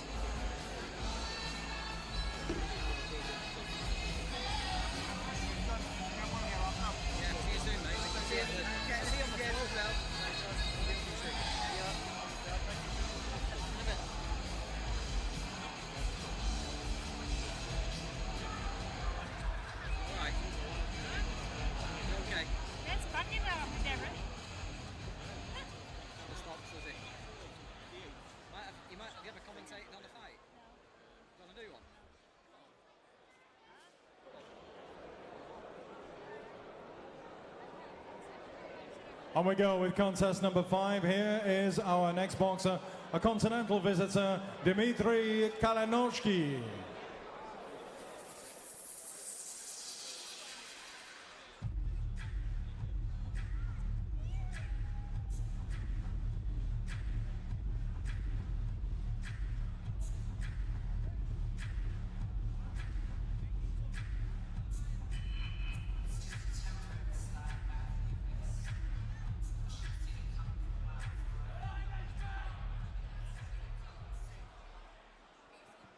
And here comes yet another Liverpoolian, Nathan Quallers.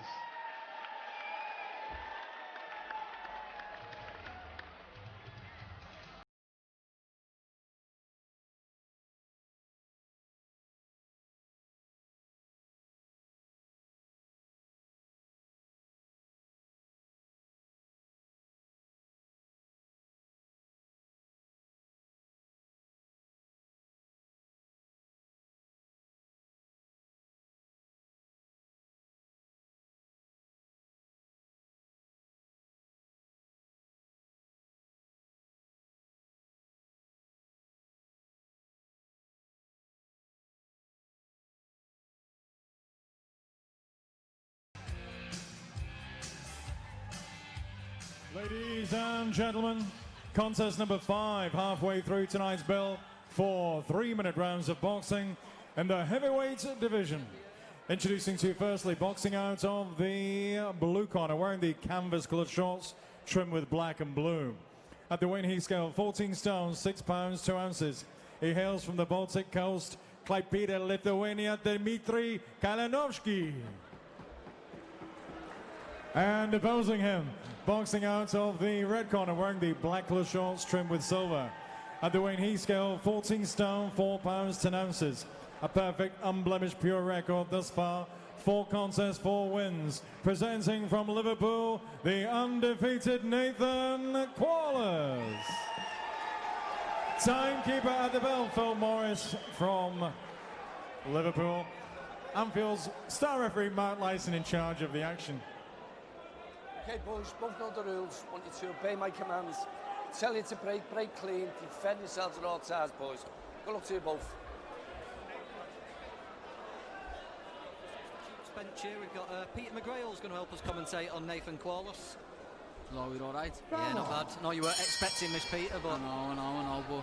You've done it before? Yeah, I don't mind it. Get a better view anyway. You do. Nathan Corliss, talented, isn't he? Good, talented fighter up at cruiserweight. He's a great prospect coming out of Liverpool at the moment. I was watching an interview with him this week, Peter. He said what he wants to do now, he's established himself as a pro. He wants to start imposing himself on people more and maybe start looking for a few stoppages. Yeah, that's it. When you're starting off as a pro, you're young and inexperienced, you just want to rack up the wins and gain your experience in the ring, and once you've had a few wins, then that's when you want to start getting the stoppages. And just loaded up a little bit there. So got Dmitry Kalinovsky, man in the opposite corner tonight. Where's he from? Just about to check. Just look through my prepared notes. Nathan so far, coming forward, just as he said, nice right hand. Coming in behind a lovely double jab there, Nathan is.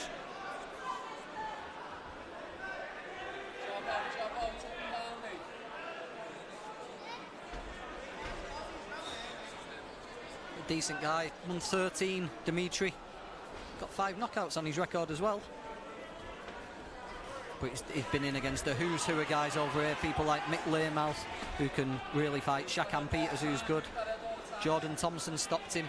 So some nice little benchmarks there for Nathan Corliss.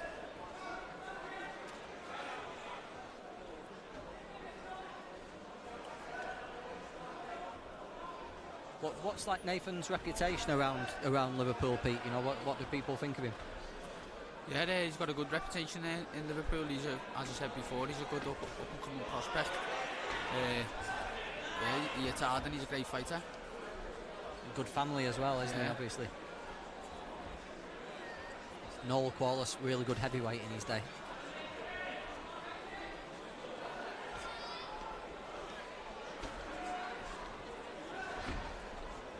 He boxed Lennox Lewis, didn't he? No. Yeah, Noel did. Was that his uncle? Yeah. Some ask that, isn't it? Yeah, I think he used to be my football manager years ago. Yeah. Trained by a man who fought Lennox Lewis. Yeah, it's great that life, isn't it? What position were you, Peter? I was right wing. Snap, I was. Up and down the wing, know what I mean? Use the speed. Yeah. When the legs go, you move into the middle, don't you? Yeah. Comfortable around there for Nathan Corliss. Yeah, comfortable around.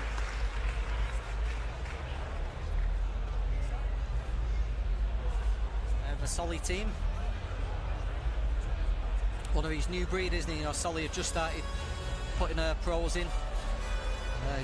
Nathan's one of the first batch to really come through, isn't he, from a famous old Liverpool gym.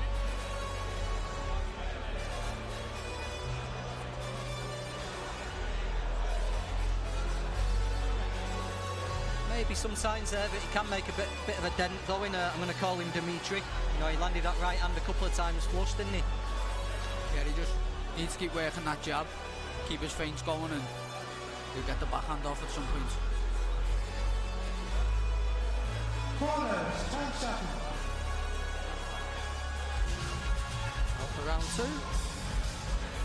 Just see if Dmitry goes right into his shell, having tasted a couple of those. And maybe make it a bit more difficult for Nathan to find an opening.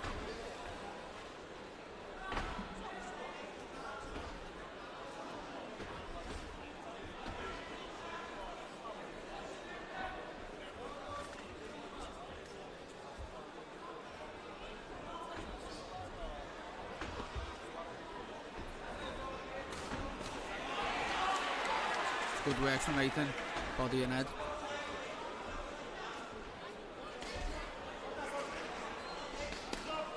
He's firing back though, Dimitri. You know, didn't get put in his shell, did he?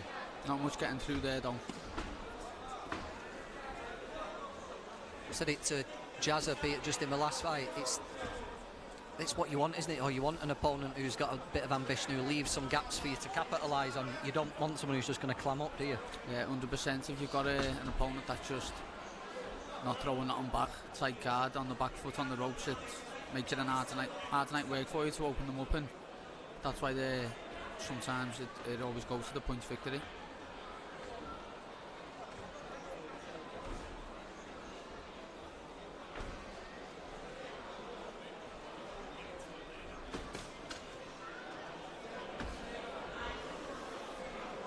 Speaking of Solly there, ERT's going through he had a spell a few years ago where he had such a talented group all come through, and now this new group look equally exciting to me. Some incredible talent coming out of there, isn't it, at the moment? Yeah, the gym's flying at the moment. We've got Nick Ball, Andrew Kane, Brandon Diode, Bradley Strand, Alex Deco, Geoff Walsh, Harry Woods, and they're all young up and coming fighters, and in a few years' time I know that they're all going to be pushing for titles, definitely. Yeah, and you lock yourself out of there, Peter. Well, yeah, not quite in the pro game yet, but go on, give yourself tell people where you're up to at the moment. At the moment, like, I'm a European champion, Commonwealth champion, world's bronze medalist, and pushing on towards these Olympics next year, and I'll definitely be on the plane to Tokyo, like, but my next adventure is I've got the European Games next Sunday out in Belarus, so I'm pretty sure it might be on the red button or something, so catch me fighting. Yeah, good. I know we get a lot of pro fans watching on VIP, but just look up Peter, phenomenally talented young amateur boxer, and going to be around a name you'll be hearing for probably the next 10 years, I would have thought. 100%, definitely.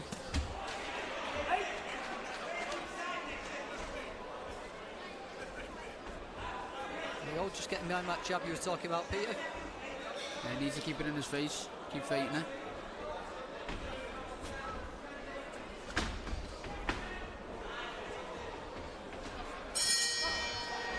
Around in the back. Pretty much problem free for Nathan Wallace so far.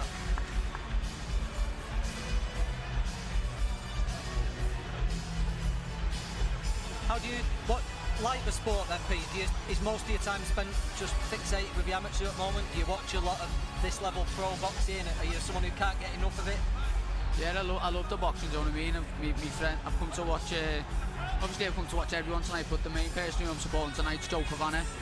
He's my friend, like, outside the gym, you know what I mean? And it's a pro debut tonight, but it is good to get down and support the local talent and see the upcoming fighters and see how they're getting on, see how they're progressing in the game, you know what I mean?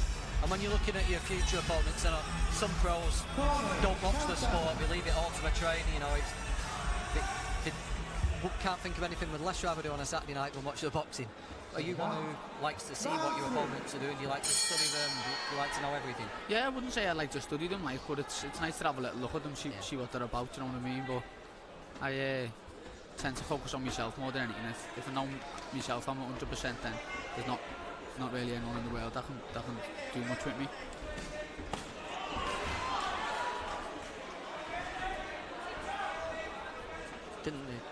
Dimitri was complaining, went round the back of his head. It didn't look like it did to me. I think it was just a heavy punch, wasn't it?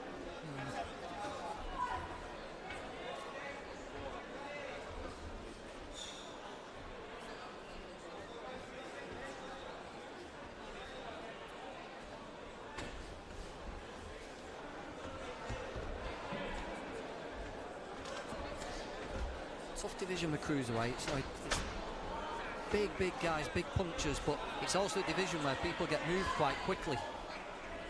You know, there's lots of guys in Liverpool. You've got people like Mike Mackay and Jay Farrell all around this level, and Nathan might find himself in a pretty big fight reasonably quickly in his career.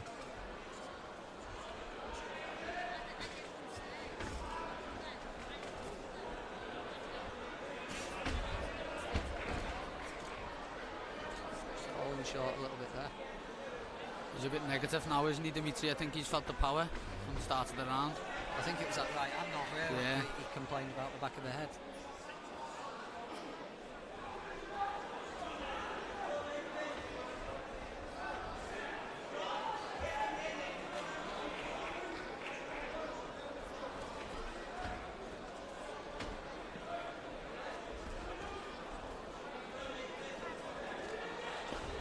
Doesn't look like he's going to bite on any feints, does it, or anything? He's not really. He's not going to counter. He's not giving them much, is he, to work with?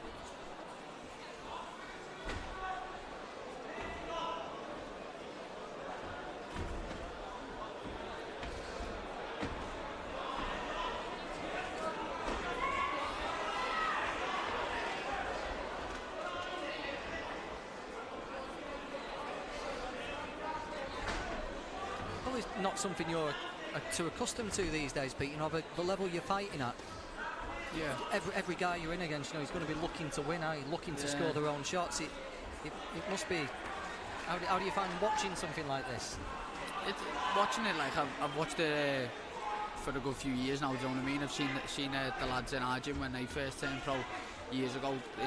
Do you get frustrated for them? Jazza, Ryan, Kevin, Ryan Farrer, Kevin Satcher, like their first few fights was against similar opponents. Do you know what I mean? So it's like, it is what it is in the pro boxing. You box people like this to learn your trade, don't you? But in ways, people say like they're easier fights, but in ways that some of them don't make you look that good, and they're here to survive, and it's hard to hit them, it's hard to catch them because they're not giving you no openings. I always feel sorry for the lads who get 9, 10 of these. You know, they're trying to sell tickets to their mates, and it's after 3 or 4. It is. That's the pro boxing game. You know what I mean? It's hard. Coming up to a 4th now, unless Dimitri surprises us, and can't see it. Like I can't see it. But Nathan should have it all in hand. Yeah, he's looking comfortable at the moment.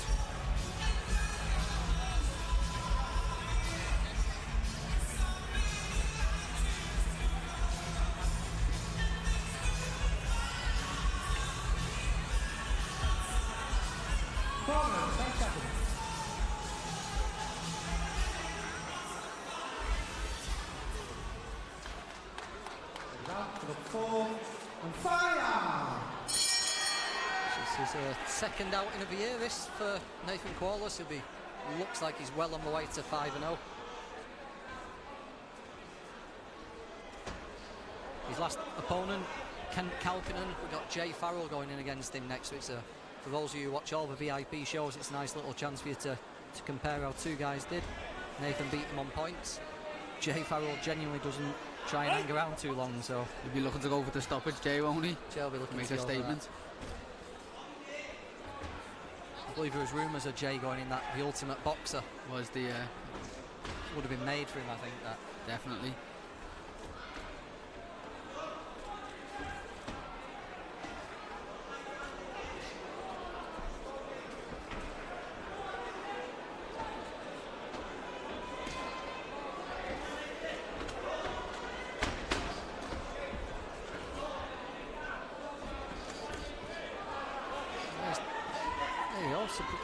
A little bit of aggression there from Dimitri after 3.5 rounds. You can see the finish line, can't he?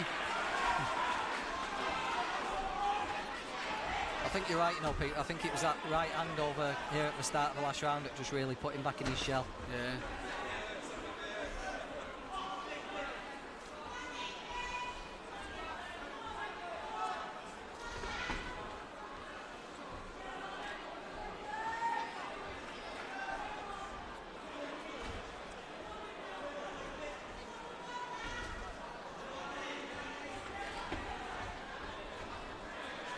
He has a go for the first minute and a half, Dimitri, and then Nathan just takes over then.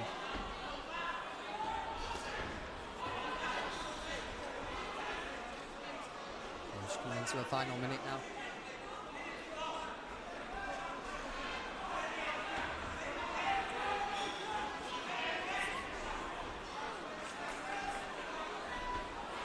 Might be one of these where Nathan feels frustrated in there and a bit grumpy when it's all over with how it's gone, but when he looks back, you know, he's not been in a second's trouble, has he? He's been in control of the full The full 4 rounds here, 4 rounds in the bank, and on he goes. As you said, Pete, it's just professional boxing, isn't it? It's all experience. Some nights are like this. There's probably going to be nights in the future where he'll stop people in the first round, second round, but you just got to stick with it and stay dedicated to the sport.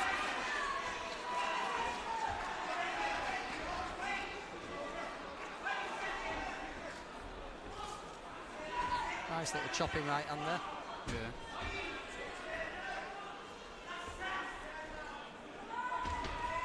Round just dying down low, and there we go. Nathan Corliss goes to 5-0. Nice and comfortable victory there.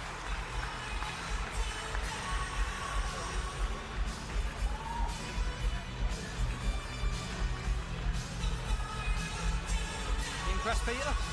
Yeah, it was a good performance from Nathan. He didn't look out of his comfort zone really throughout the fight, and done the best what he could. It was what was put in front of him.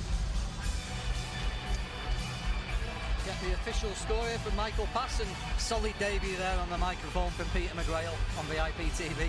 I think we've got Django Willis jumping in next. Thank you very much. No worries. Ladies and gentlemen, 4 rounds of boxing action. Star referee Mark Lyson has scored this contest 40 points to 37 points for your winner. Now undefeated in 5 professional contests from Liverpool, Nathan Corliss. And a fine effort from Dimitri Kalavnitsky.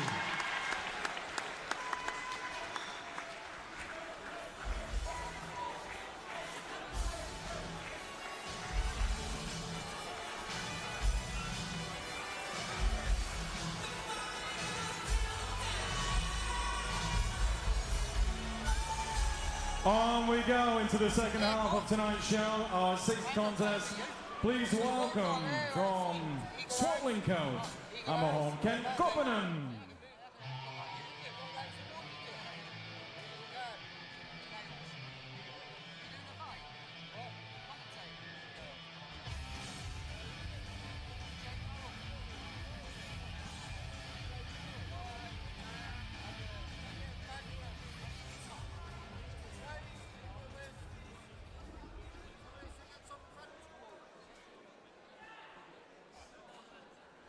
And another young man from Liverpool, the KO artist himself, the undefeated Jay Farrell.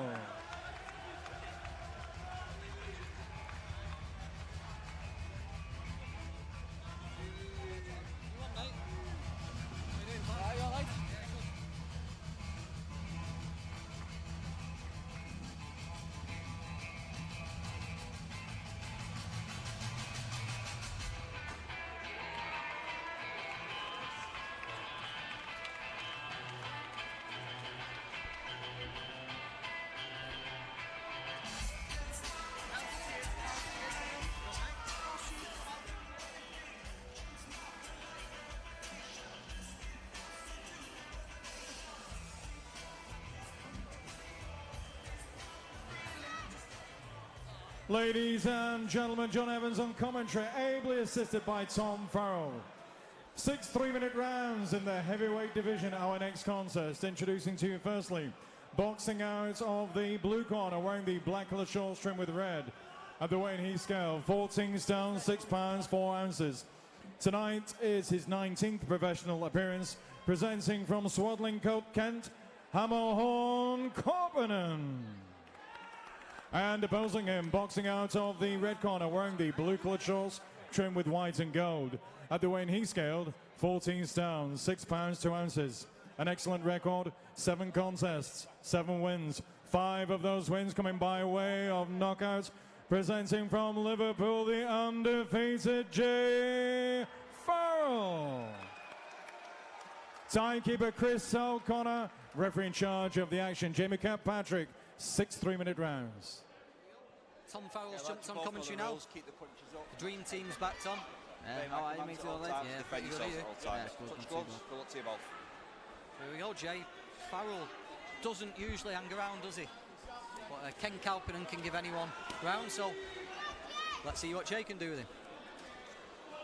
Second out, Marlon. Speaking to Steve, then he said he's a tough kid, this one.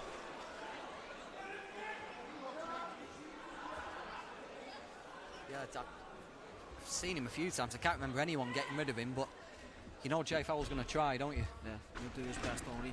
I just checked his record earlier on. He's been stopped twice. Only by a couple of decent names, really. So he's looking in good shape as well, to be fair. Qualis there, we just saw have a pretty easy win there over Dimitri. I think he went the distance with Erlis Kent, so something for Farrell to beat there. Yeah, he boxed him quite early on in his career, didn't he? I think it was his second fight, I think. But yeah, Nathan boxed well there, didn't he? Boxed nice and clever. Yeah, just made it routine, didn't he? Yeah.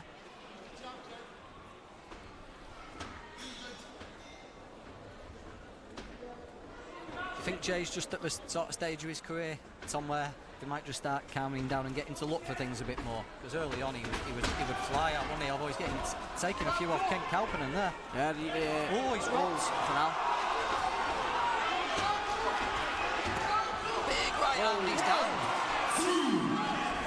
Oh, his legs are all over the place. 5, 6, 7, 8. Some big right hand after right hand. Let's see how Kalpanen goes for it. Tell you what, he needs to cover up a little bit here. Tie him up a little bit here, Jay. Yeah, he's got to close that distance really quickly. He's gone, hasn't he? Yeah, he's gone. The referee needs to step in there. Yeah, that's it. What a performance from Kent Kalpanen. We knew he was going to be tough, didn't we? Don't think no one expected that. Wow. Not nice to see. No, I thought that went on 2 or 3 punches too long, Tom. Yeah, I think we were trying to throw the towel on ourselves. I tell you what, how accurate and precise there was Kalpanen with that right hand. I think he just caught him cold and then just didn't stop then, did he? Didn't let off the hook.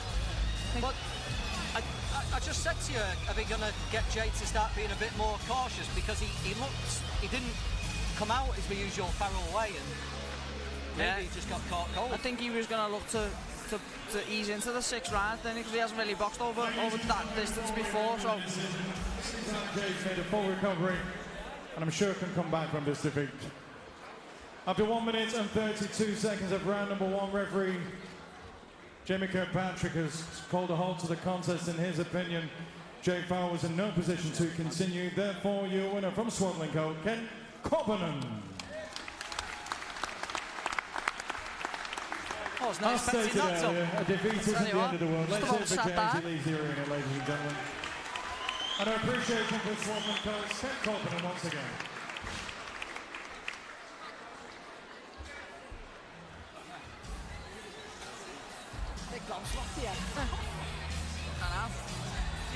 There's not even been a sign of that happening to Jay Farrell in his career, has he? He's dominated everybody. I think both of us are still in shock, aren't we? You know, it's cruiserweight, so these things can happen, can't they? But it's just, I think we're both still in shock ourselves.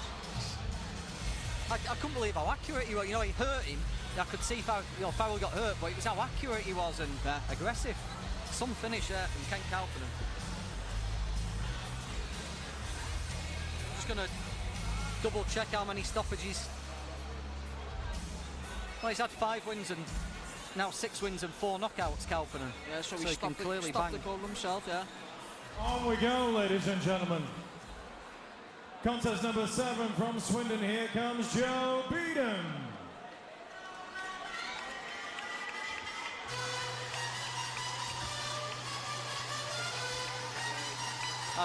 Will be pretty confident that Joe Beedham won't come out swinging away. Joe's a bit more solid there.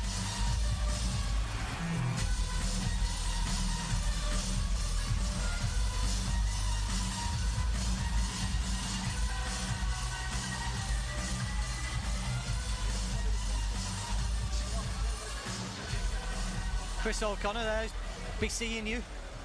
Yes, yeah. Busy mate there, isn't he? Good job he's on the timekeeping, not the judging. There's just a slight lull in the action goes down now whilst, with we get just coming up to 10 seconds left in the another round. I'm going to be boxer watching ready. Joe Kavanagh is due up any moment's time. We do apologise. Thank you for the scream. I thought I was back in my mid-20s again. What do you say, Dave? Thanks for the scream. I thought said something about, I think I swore. I think I went, fuck. I thought he was pulling me up over that. And indeed from Liverpool, Joe Kavanagh.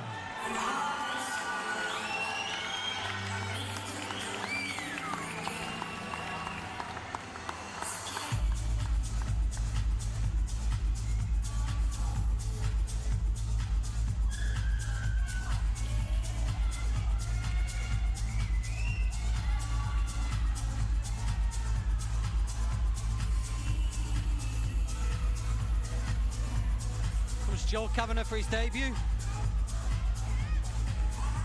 Well, that might pass get the introductions out of the way, Tom, and then tell people what you know about Joe. Seems to be quite a popular lad. Contest number 7 is 4 3-minute rounds of boxing in the super lightweight division. Introducing to you firstly, boxing out of the blue corner, wearing the green coloured shorts trimmed with red. At the weight he scale, 9 stone, 9 pounds, 4 ounces. Tonight is his 66th professional appearance, presenting from Swindon, Joe Busy B. Beaton.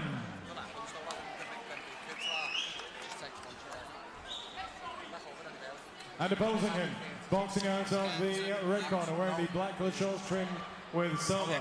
At the weight he scale, 9 stone, 10 pounds, 14 ounces. Tonight is his proud professional debut, presenting from Liverpool, Joe Kavanagh.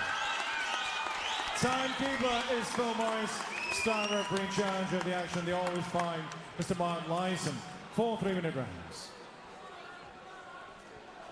Okay, boys, both know the rules. Want you to obey my... Okay, boys, both know the rules. Want you to obey my commands. If I tell you to break clean. Defend yourselves at all times, boys. Okay, good luck to you both. Who did you fight on your debut, Tom? Becky Moyo in this fan arena. What did he do? Did he try and put it on you early and throw you off your step, or can you remember? No, not particularly. He did have a little go in spells, but I think once I settled down, I give it to him. Nearly had them out there, but they ended up making me box over 6 2-minute rounds, which is strange. Yeah. Because I hadn't boxed 2s for years. But it is what it was. The last few seconds I had him hurt, nearly had him out, but he held on for dear life. But you know exactly how Joe Kavanagh will be feeling now. Yeah, he's our gym mate Joe, so I'm made up to see him making his professional debut tonight.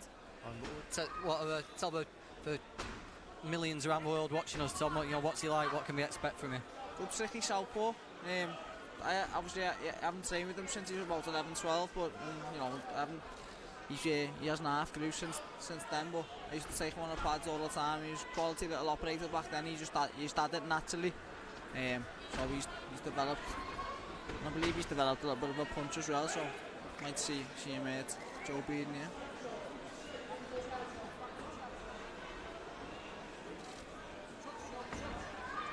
He looks. Some of these tall, skinny lads can really bang, can't they? When they get the leverages right. Wiry, isn't he? He's nice long limbs. He's as big as me now. When I used to train with him, he was about 4 foot nothing.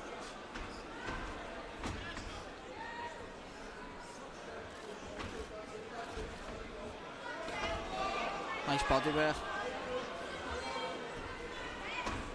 Loading up a little bit too much. I think he's probably looking a little bit eager to impress, isn't he, on his debut? But I think when he relaxes a little bit, lets it flow.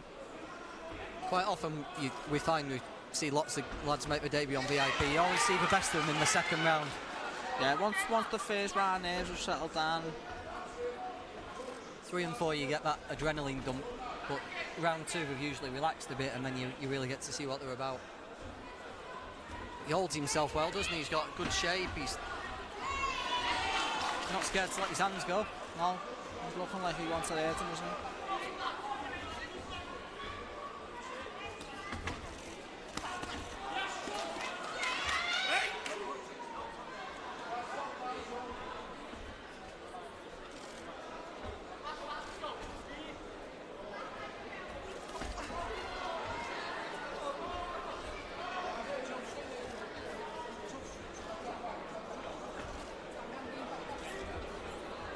Just calm down a bit now. Kavanagh's just looking for his shots.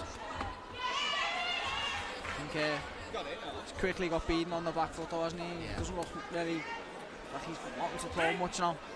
I think he knows he's in for the decent fight here. Good first round. Yep.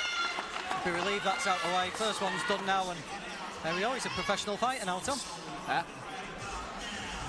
Following my footsteps.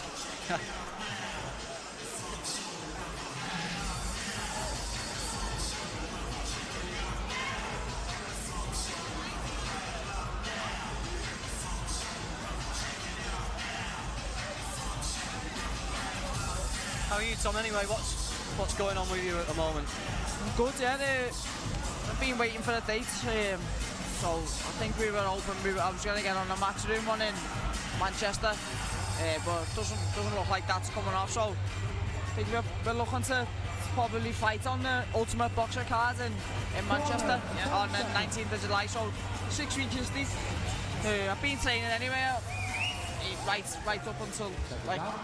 Straight after we fight, I'll straight back in the gym anyway, and I feel relatively fit. Obviously, I'm a little bit heavier than normal, but I feel fit still, and you know, just getting switched on all my diet, and I'm glad to have something in the pipeline where I can get my teeth into, and I just want to get back active. But I through no fault of my own, I was a bit inactive last season, and so I've only had 2 fights in like the past 12 months, but it is what it is now, and it's about looking forward. There's no point crying over sport. No, it's livening up around that weight class as well, isn't it, in Britain? Lots happening at the moment, lots of people moving up and down and things like that, so lots going on. Definitely be chances, won't there? Well, I just want to be in good fights now. Don't care who's, just want to fight.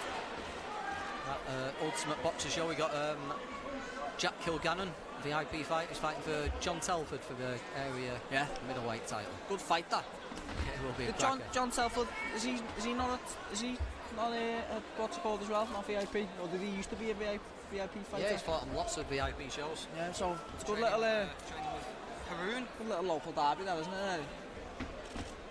Both like from the Manchester area, aren't they? Yeah, I don't think it can be anything but entertaining, that one. Yeah, Kilgannon comes forward, doesn't stop throwing. And John's quite similar in style as well. John's a bit of a bigger middleweight, isn't he? Yeah. He's a bit of a bigger lad, but I think Kilgannon's definitely going to come and bring it. Nice little left hand there from Kavanagh, beating in the corner. Bit of concentration on his face, though. Yeah. He's locked on now, isn't he? Looks a lot looser, doesn't he? Yeah, he's fighting with his upper body. He's relaxed a little bit more. He's not just lunging in. He's looking, waiting for little tiny gaps. If Beaton's going to give him any, looks like he's happy to shell up here. He needs to put the shots together a little bit, touch him up here and there, and then let a bit go.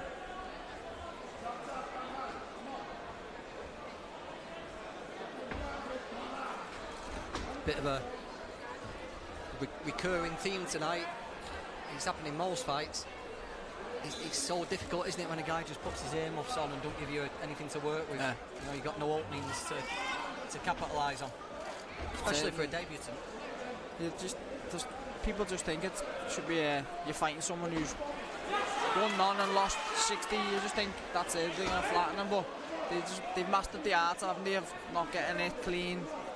For Christian Late, everything's like riding shoulders and slipping, just about missing. Very rarely land clean on these journeymen. He's done enough to bust Beaton's nose up a bit in that round.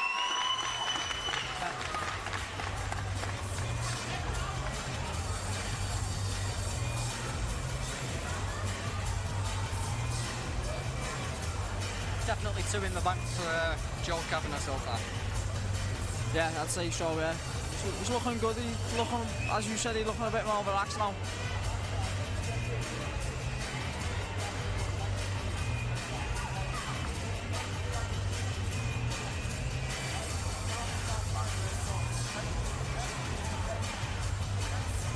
How's No Limits Gym at the minute, Tom?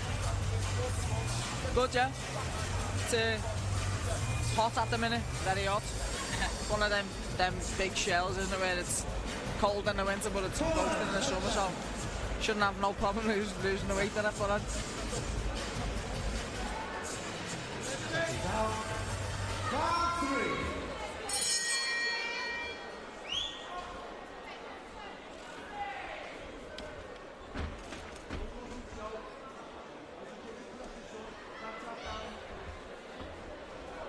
So ideally, Kavanagh he'd love Beaton to throw out the odd lazy jab or something, wouldn't he? Just so he could counter it, but Beaton's just not playing that game. Yeah, he's just tempting him, isn't he? Tempting, leaving his head there and saying, go on, throw something.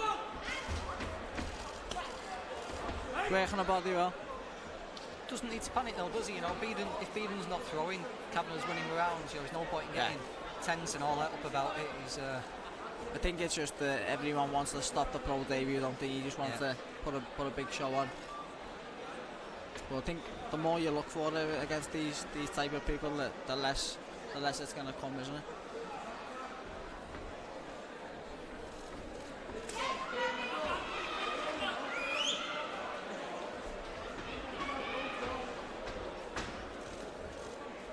Fully on the retreat now, Joe Beaton. So Kavanagh's obviously doing something, isn't he? Or if Beaton didn't feel any kind of threat, yeah, his nose is gone really, looking like he's bleeding a little bit.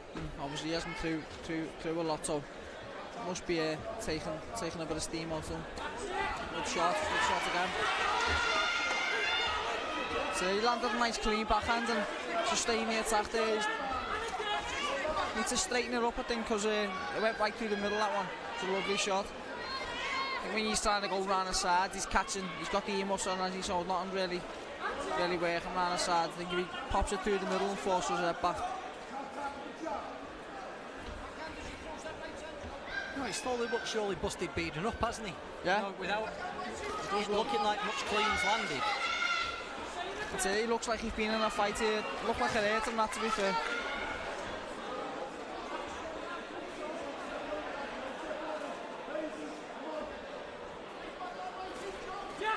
Shot. Yeah. Almost before our eyes, before we knew it, Beaton suddenly looking a bit of a mess and struggling. I think if he steps it up a little gear and puts a few phases together, he might just get him out. As you said, Beaton's looking more and more like he's been in a tough fight here.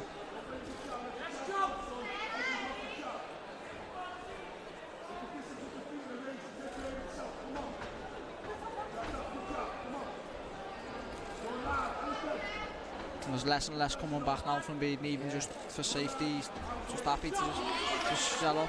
If he goes the body, he's just there to think he... You said right at the start, Tom, you said he's developed some power. Yeah. I think he has, hasn't he? It looks like he's punching hard.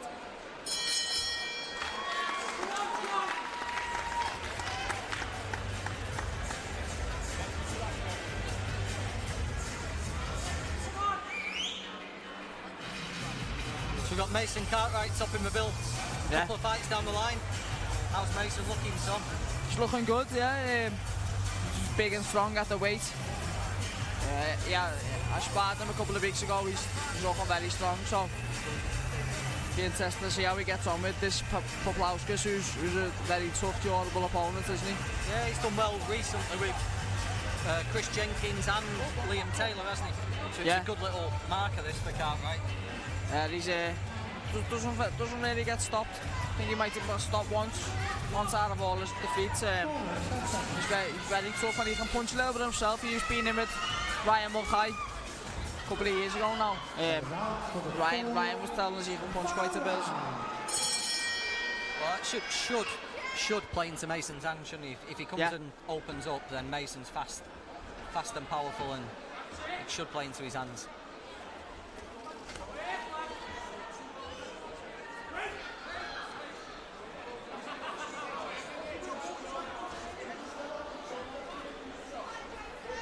Kavanagh looks like he'd be all elbows and shoulders, doesn't he? And bony.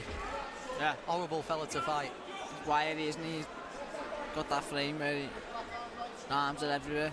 Southpaw, can clearly punch a bit. Slashing sort of punches.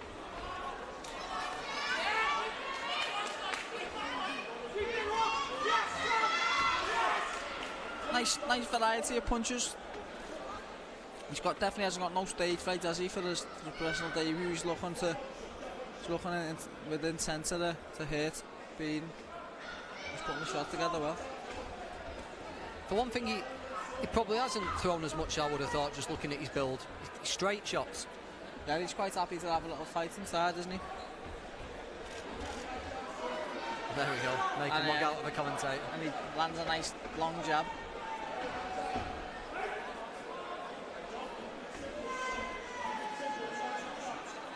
Last 90 seconds, he's not slowed down much either. You know, but doesn't look like the occasion's got to him at all, and he's not blown himself out. Paced this quite well. Yeah, it's been all Joe, hasn't it? He's took the fight to him, the whole fight, and he's still looking to him now. He's still looking to hurt him.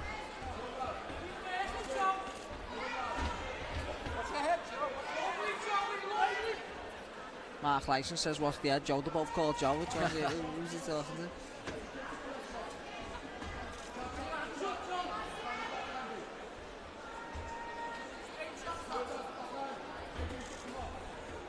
I think Beeden's just happy to see this round out now. Yeah. Get his paycheck and be off. He didn't have any thought about throwing then, did he? Heads went in there, nasty head cluster.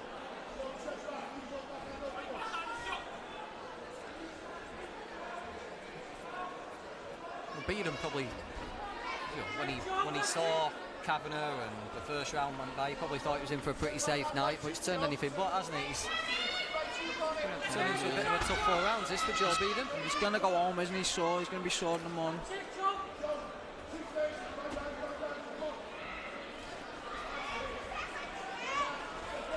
Well, good debut from Joe this, yeah. Last few seconds of it, been sort of quietly effective, hasn't he? Like I said before he knew it, Beeden was looking busted up and struggling, so there was obviously something happening. Yeah, good win. As you said, tall rangy southpaw, he didn't box at all like that. He come forward, having a fight.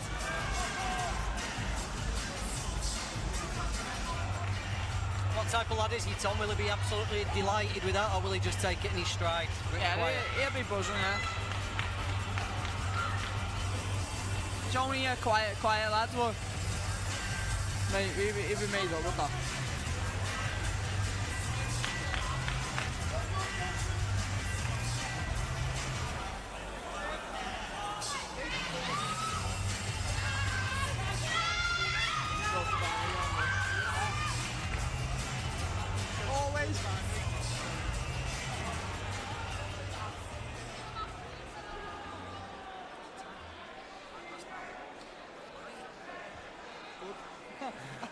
Ladies and gentlemen, after 4 rounds of boxing action, star referee Mark Lyson has adjudged this particular contest 40 points to 36 points for your winner. On his proud professional debut from Liverpool, Joe Kavanagh. And a fine effort from a man 66 contests not out, Joe Beeden. Swing from wild, help us be there, he changed him a few times. Honestly, Sean Hughes against Ken Calvin. Oh, definitely not.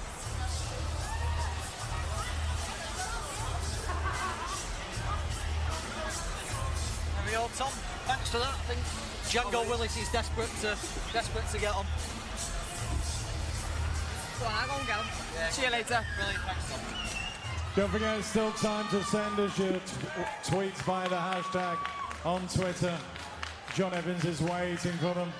Also Facebook and YouTube. Slight delay on YouTube. 30 seconds have been told. We're next out. If you enjoy our boxing, either on VIPboxing.tv or live, we're going to come from the Doncaster Racecourse on the 22nd of June. That's our next one, Saturday, the 22nd of June. Here we go with our next boxer, Luke Fash. What do you call me? Thought you retired, hadn't you? No, I'm retired. I'm on sabbatical. Semi-retired. No.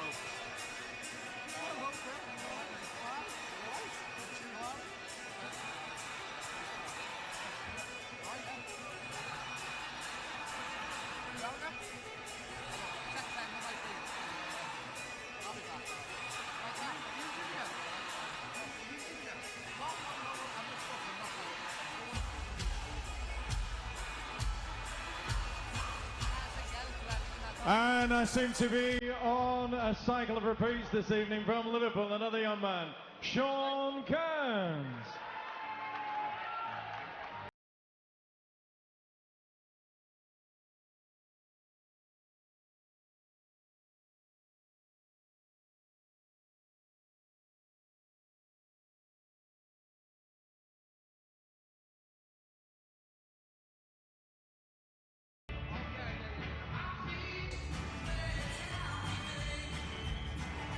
Contest number 8, ladies and gentlemen, is 4 3-minute rounds of boxing in the super featherweight division.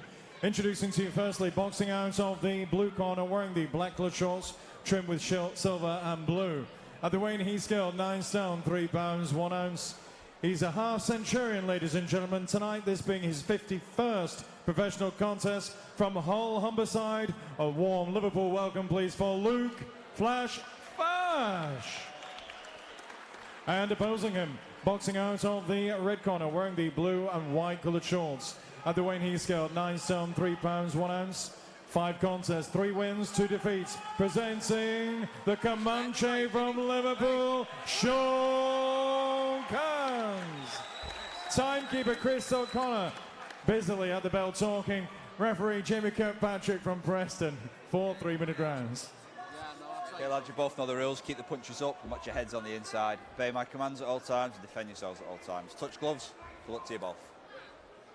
Well, Luke Willis, I think Luke Fash is going to come and have a go at Sean Kearns here, isn't he? He's ready, like, isn't he? He's up for it. All Luke's are, aren't he, John? maybe he shared a car with Ken Calpin and it's put him in the mood. Nah, Sean should be too slick for him. Well, Sean's coming off 2 losses, you know, he's 3-2, lost his last 2 on points, so Fash might think there's a chance of an upset here. Well, his last one was on the road, really, against the was it Olympian, was he, Sean McGoldrick,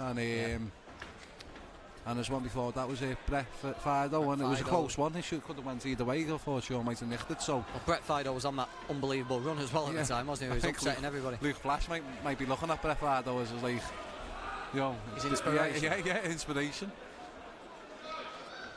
Yeah, Sean just boxing clever here though. He's going to jab, doesn't want to fall in, does he? He gave him the big stare, didn't he, Fash? But he's gone straight on the back foot. They all do, don't they? Everyone's got a plan till they get punched in the mouth, as they say. Lovely, up and down. Remember it being a bit of an upset at the time when Fido turned Sean over that night? Yeah, it was I think I boxed on the same bill that night, and he come back in his dressing room, and I was like, I thought he'd won. It was similar with Marcel when Brett Fido beat Marcel. Yeah. Come back to the same room, thought he won. He lost. I was like, well, but he's one of them, and he looks like a genuine when you're in there. He's not. But he's got Luke Flash under control here. Bit similar to Joe Kavanagh. Build-wise and style-wise, you know, big wide stance, southpaw. Tall for the weight, rangy, aren't they?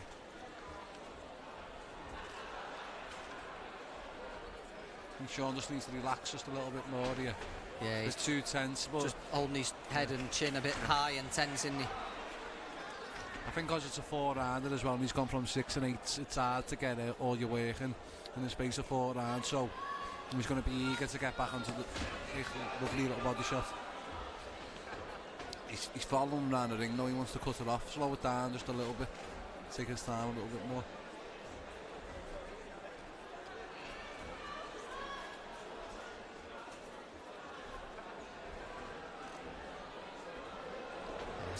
Had it all his own ways, put his authority on this straight away, hasn't he? Yeah, he's come out like he has any other fight, you know what I mean? His confidence hasn't slipped a bit. He's just, you can see he's eager. He's like, he wants to win the round, come back, and then once you've got that first good round under your belt, it's something to go off then, you know what I mean? I thought if he comes out and he has a bad first round, then he's on, especially a 4-rounder.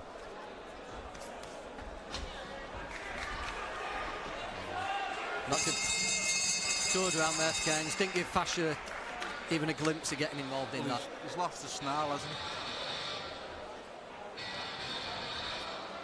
How are you anyway, Luke Willis? Not seen you on a... Well, you just said, was that the last time you fought on the... November, yeah. So that was I think that was the same show. Yeah, it was, yeah.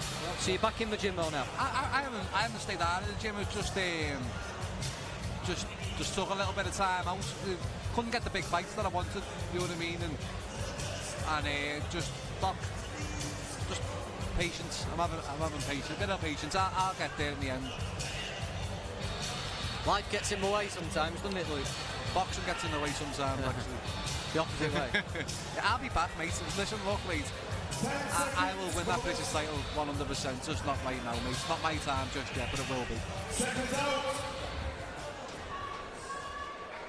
Round 2.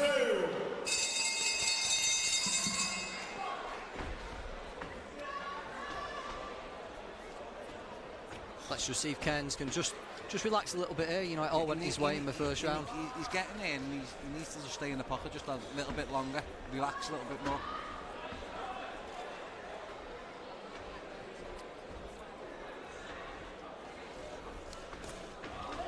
Body work's been all right so far, hasn't it? Just in the first round. That a little bowl out to the left of the body.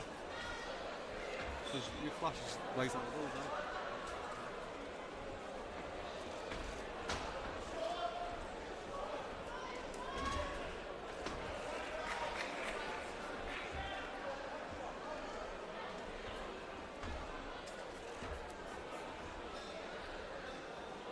Good little show of how to just keep someone at range, isn't it? You know, yeah. that jab's not banging in, but it's just always keeping fast thinking. It's ideal orthodox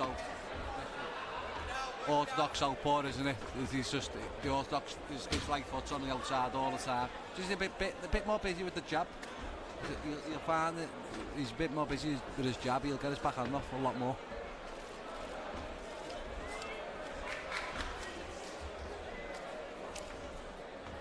I think Sean only took this fight, didn't he, about a week ago? Yeah, I think he was.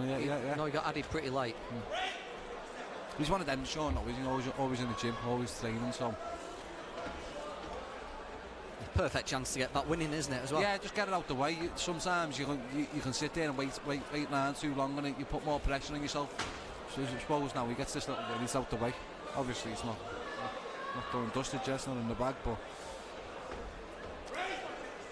He hasn't lost a second to me yet. No.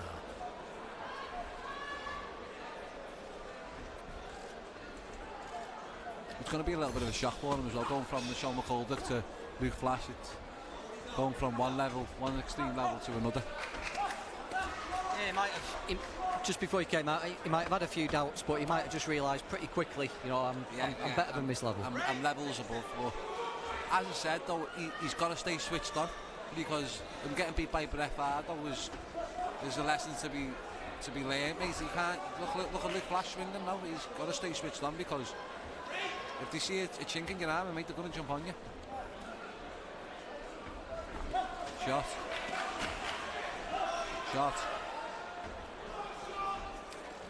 Nice little burst there. He's going from head to body as well. Like, a shot, lovely shot.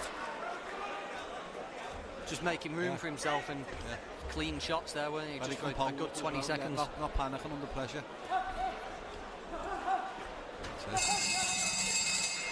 Nice, just really got into his rhythm there. Finished long there, didn't he?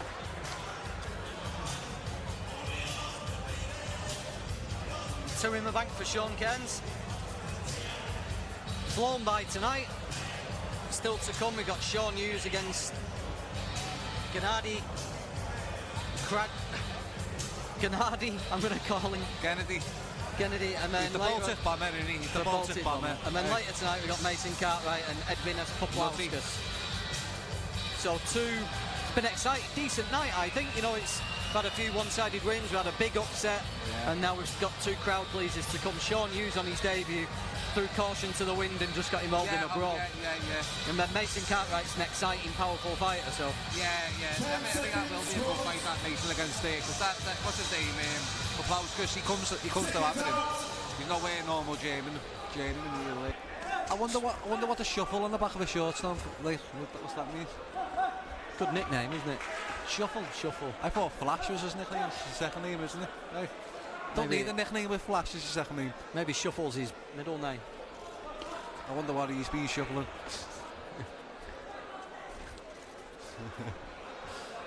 Few comments here to read out. So we got Cookie in the Shadow 123 is watching on Twitch. He's logged on to support Mason and he's loving the show.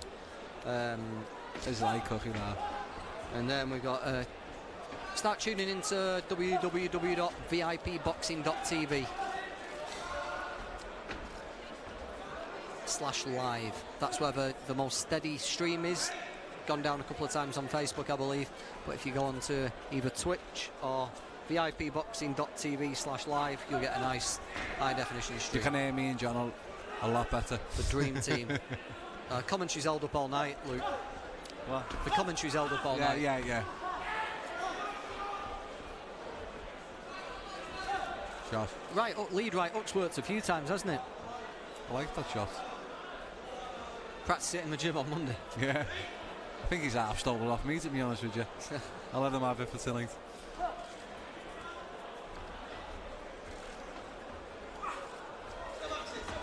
I know it, yeah, why?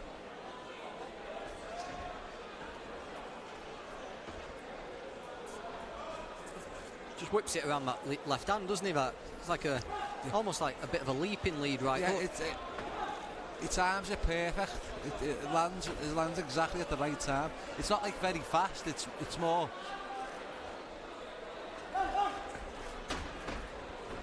It's a horrible shot, really, isn't it? It's the word, horrible. Yeah. Just a sickener. Yeah, horrible shot. Just something that keeps landing and keeps bugging away. He's got like an extra 5 inches on his arm. You know what I mean? Just to get it around there.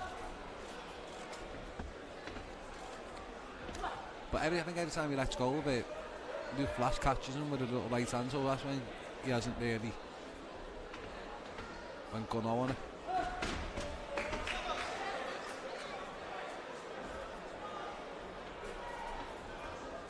Everything about Cairns just looks looser than the first round, doesn't it? You know, his shoulders and his head and he was everything. Tense, really, and now he's relaxed. Look at his letting the shot go more relaxed. Nice little exchange there. Fash probably just landed his best shot of the fight there with the right hand, but he took plenty more, didn't he? Yeah. They all count, Luke. Yeah, exactly. Protect yourself at all times, mate.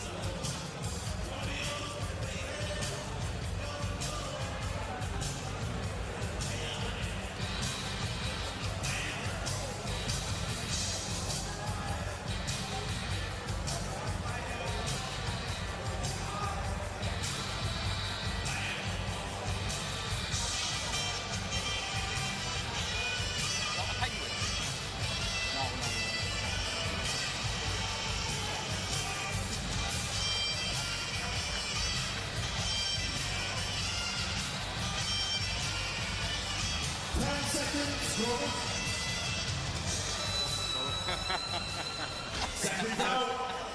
For the goal. I've got to say, you know, little girl, you know, that comes naturally. That's joking everything you like. There we go, fourth round. Sean Cairns all his own way. Right up landing again there on Fash.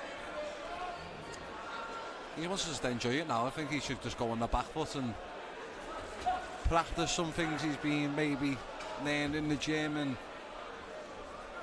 enjoy himself, really, you know what I mean? As long as he's switched on. Do you ever think like that, Luke? You know, when you're in the ring, it's aggression, and you know, you'd still be trying to get the guy out in the last round, or can you? It depends what kind of fighter you're fighting. I don't know, everybody's mindset's different, but it depends what kind of fighter you're fighting. You're in there with a journeyman who's experienced, and you know he can evade the shots and he knows how to survive and all that. You start enjoying it. But if you're in there with someone who's starting to take your head off and you know they're tired, and it's your chance to smell blood and put it on them, then that makes it more exciting, because you know that they don't want to go with a journeyman. They know how to survive. So we're Luke Flash now. Look, he's holding on. He knows how to survive. Luke will kid his way to the end of this. Exactly, no doubt. you know what I mean. So Sean's not soft. He knows that. So he's not going to go. Obviously, if he sees something obvious.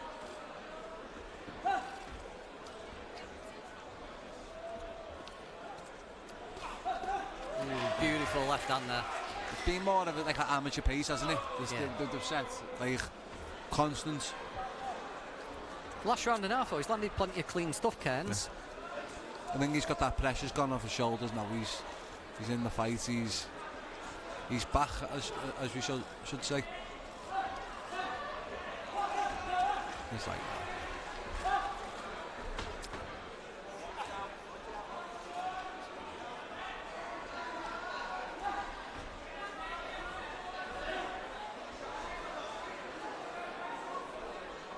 A little bit of a low blow there. He's all right though. Yeah. Just get straight on with that, won't they? Last minute of a fight here. I think Kearns has won every single one of them. Yeah, he hasn't lost a second, mate. He's probably had harder sparring sessions. Well, I bet he'd be made up. He took this little fight now, though. He got it out the way, got that win. Feel 1,000,000% better. Yeah. How many fights has he had now? This will put him at 4-2. 4-2. So this is his 6th fight. Yeah, it's a little bit of a deceiving record that for Kearns. I'm sure he's had more than that, you know. It's a type of fight where sorry, hang on. Just triple check. No.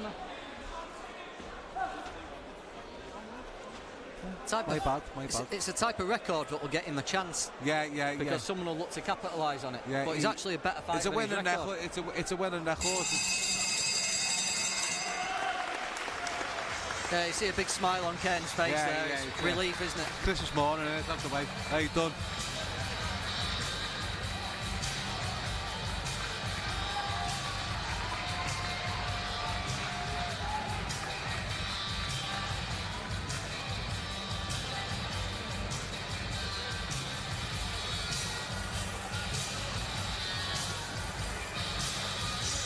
So it won't take long to have those scores up. Here's Michael Pass. Ladies and gentlemen, after 4 rounds of super featherweight action, referee Jamie Kirkpatrick has scored the contest 40 points to 36 points for your winner. The Comanche from Liverpool, Sean.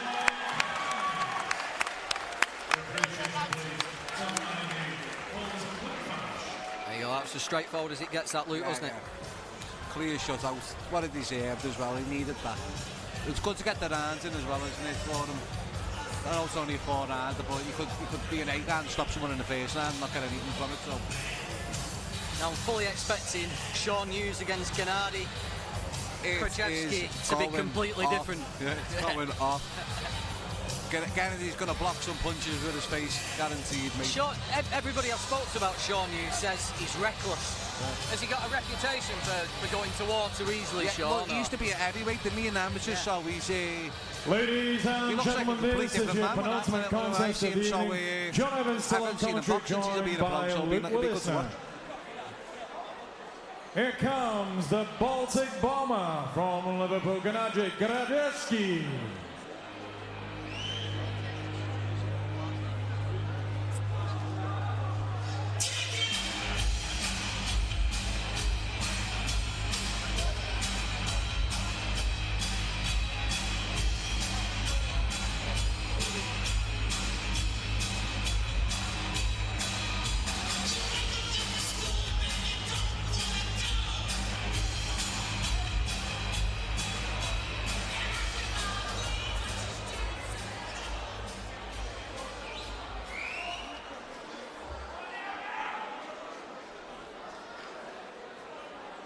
And from Kirby, Sean Hughes.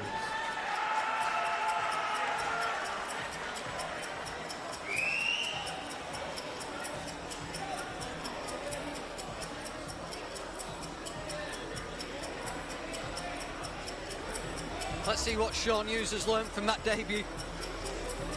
It was a bit wild, wasn't it? It was exciting. But I'd be lying a bit. I haven't seen it, so in the amateurs as heavyweight, he's coming up at no mate. So I suppose he's on. Have you seen what are we at light heavyweight here now? Yeah.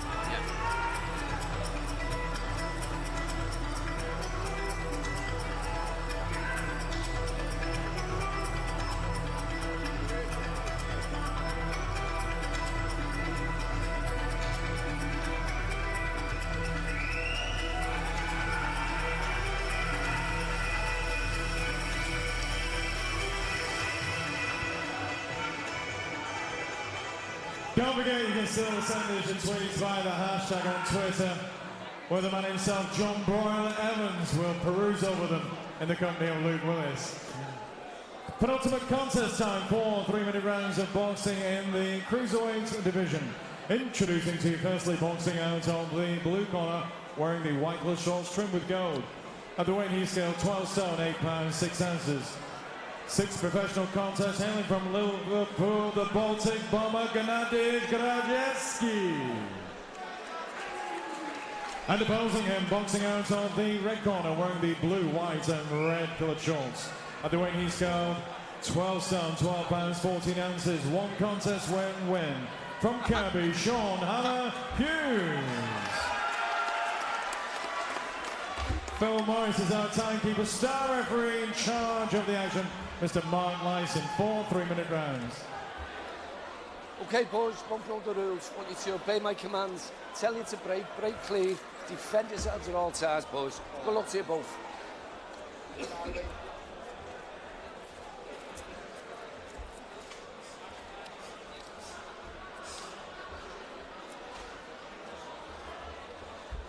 Here we go, Sean Hughes and the Baltic Bomber, Gennady Gradziewski.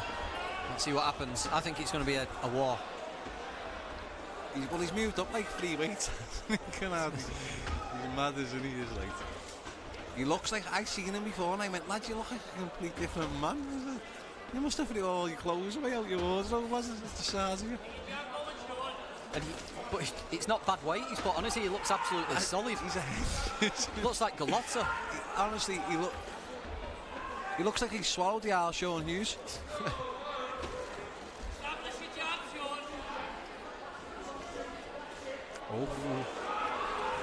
Hooks are trading, two big left hooks.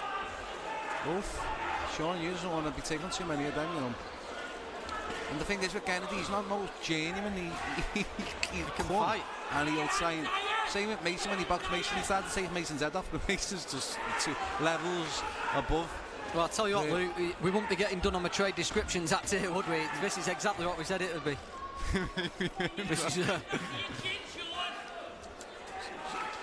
Sean just he doesn't take a step back when he gets caught, does he? Just a 4-rounder.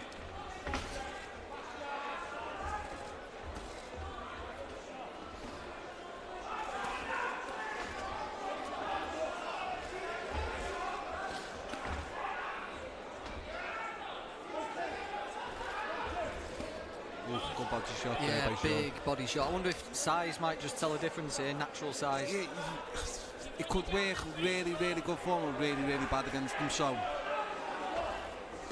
as you said, it looks well in the waist. So,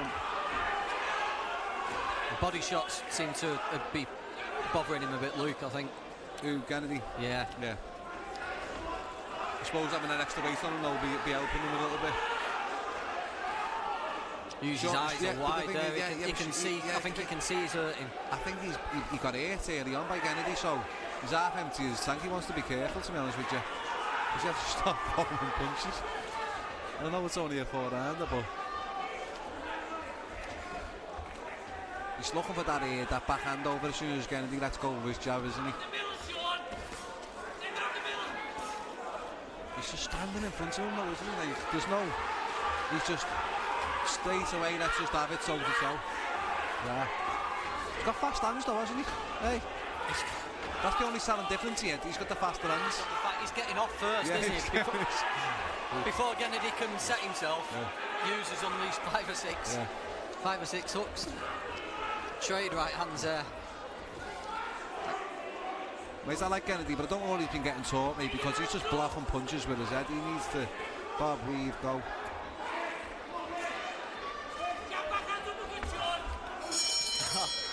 I'm not sure what to say about that, but it was entertaining, wasn't it? Hey, we all got our money's worth here, didn't we? So Sean Hughes, he did it on his debut and he's done it again here. I think he's only going to be one way, There's more action there I've seen in that round there than I've seen in a while. What's he saying in the board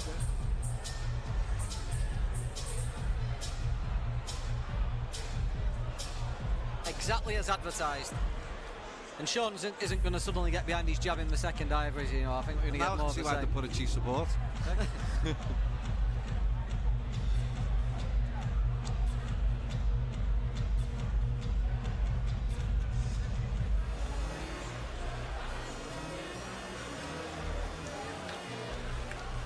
Corners, 10 seconds. There we go, round 2. Don't blink, I'd say. I think anything could happen at any second with this one. I think Sean's going to put it right on him now, you know. Look, again, he's not even looking. He's just putting his head down and going for it. You've got to admire that, though, mate. He's game as they come. Oh, yeah. He doesn't mind putting himself in. And I guarantee he's not one chance in his head there when he thinks he's going to lose. He's always got that win in his head. He's just constantly one punch away from winning. He is, though, isn't he? Head, yeah. He's a groch, isn't he?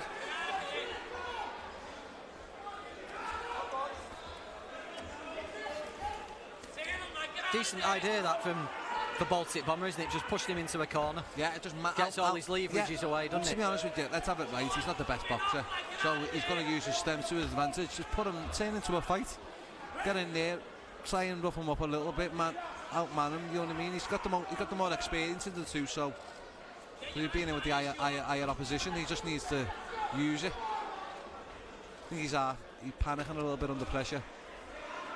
I think he needs to get Sean's back to the ropes, just get him in the corner, take his leverages away. Once Sean's in the middle of the ring, he's just unloading. I think he's staying there though, he's keeping his feet there when Sean comes in, he's getting it. He doesn't need to take that little arm step back and regroup, you know what I mean, and reevaluate what he's going to do and then go again. Sean gone southpaw here, yeah? Yeah, become a little bit more awkward. Become Pernell Whitaker. Yeah. Someone's going to land. Just needs to be careful of that right hand now from the Baltic. He's switched back. Yeah. Big uppercut.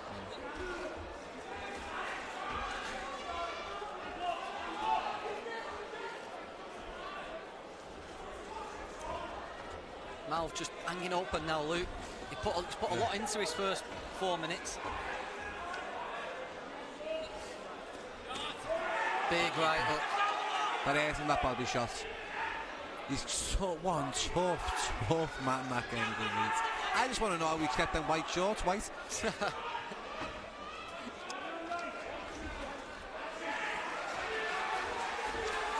It's getting harder and harder, isn't it, for him? Yeah, it's the body shots. I think he's just naturally in that stance because of the body. Decent right hand back for Baltic Bomber there, though, himself. They say don't do when a man's hurt, he's at his most dangerous. Oof. Just like last week with Joshua and Ruiz, when Ruiz hurt Joshua, he just concentrated on the body for a couple of rounds, then he just drained him. Against someone like Sean, I wonder if it's just worth going to a body for a couple, because you know he's going to pour everything at you. You can't take that chance with Sean. Will he outpunch himself because he could kick clip you? You know what I mean? So you've got to be a little bit more cute.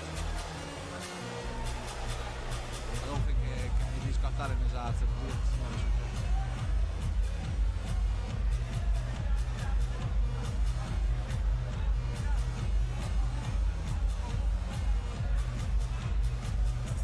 Definitely 2 rounds to 0 for Sean Hughes. Luke? Yeah, you could say 1 always. yeah, comfortable.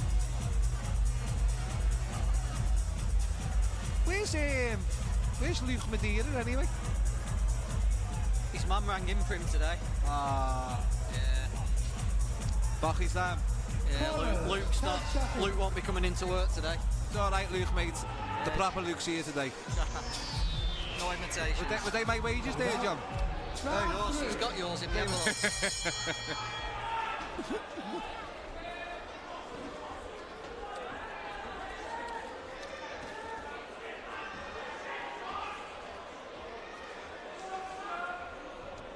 He looks a bit more lively again, though, isn't he? Like he's being told to get on his feet. Whoa. Calling Sean Hughes, I don't think you have to ask him twice, do you?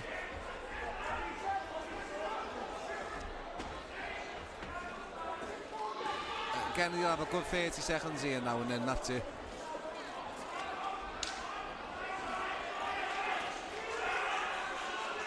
So watch them shots now in the back of the ears and that, though. That's where you scramble your senses.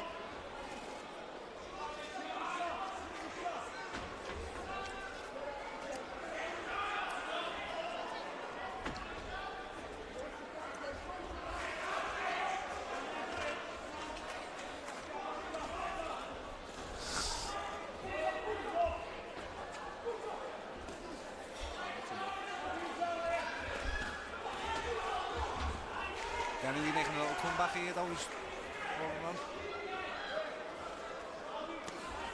Double shot.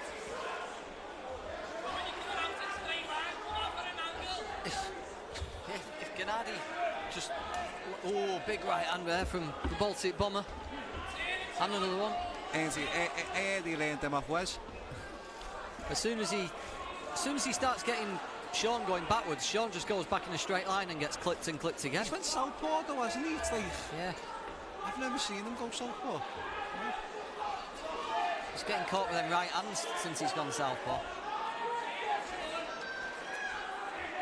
Hey, they're both like very similar fighters though, aren't they? He's just got, Sean Hughes has got a little bit more cuteness to him. Oof.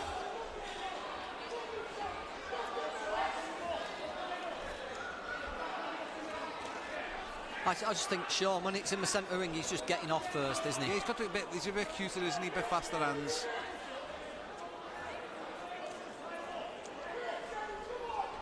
You can't fault Kennedy for his ambition, mate.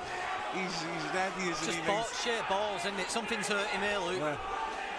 He just sagged into the ropes then, didn't he? Yeah, but he'll come back, you know. Hey, look. Ah, he's great, isn't he? Look, he's ready fighting and that as well, isn't he?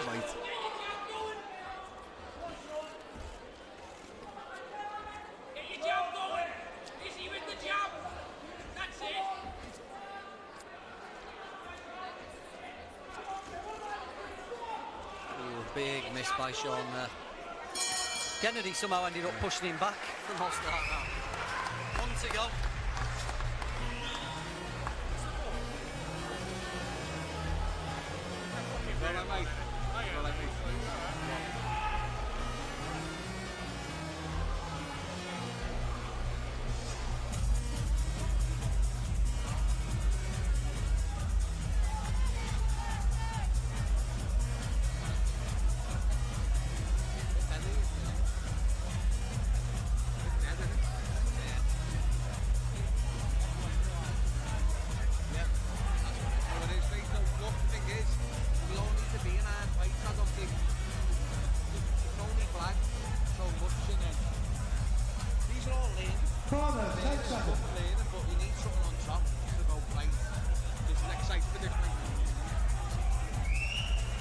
Seconds out for the fourth and final round.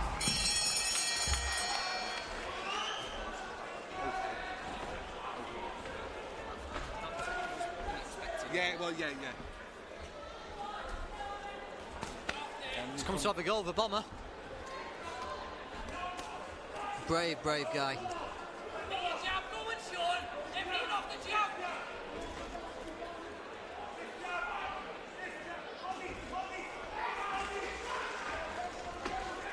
I can't buy Agra and he, mate, he just won't go down. He just won't though, mate. He is one soft man. Yeah, he would be there all night as well, wouldn't he? Lad, honestly, mate, he would.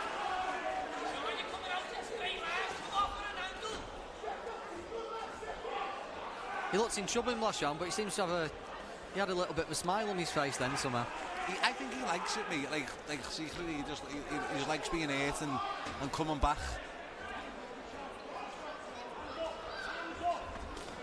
Oof. Ooh, big left hook. Just turned into that, didn't he, Sean? He switched off a little bit, Sean, here, hasn't he?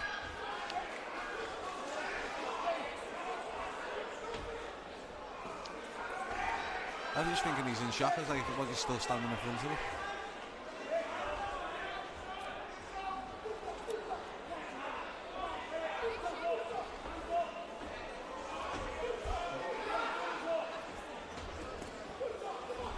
He's just not been able to. He's landed plenty, hasn't he, for Baltic Bomber, but he's just not been able to put any kind of dent in Sean, really. He's landed the singles, he's through three, landed one. You know what I mean? He hasn't landed more than two threes, you know what I mean? He hasn't been able to put the punches together or get some sort of rhythm going. He's had a moment and then let it go. Where Sean, he's having his moments, like now. It's just lasting a lot longer, aren't they? Yeah, it's mad the way he can just take them, mate, and he's just...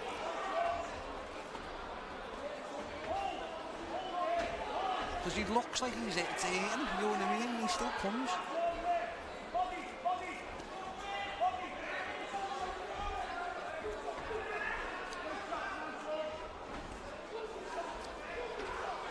Funny, the last I thought he'd hurt in them with the right hand. Should have blocked that with his head. Crazily brave. Yeah, it is, isn't it? Good to watch though, mate. I'm on the edge of my seat here.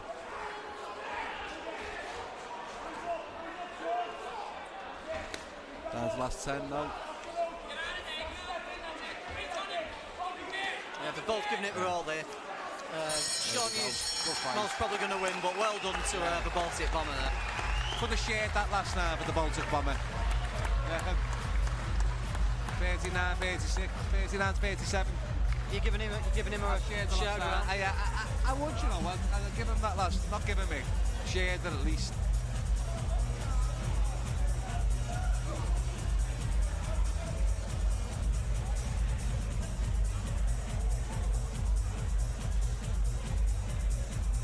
Just adding it up now, Mark Lyson.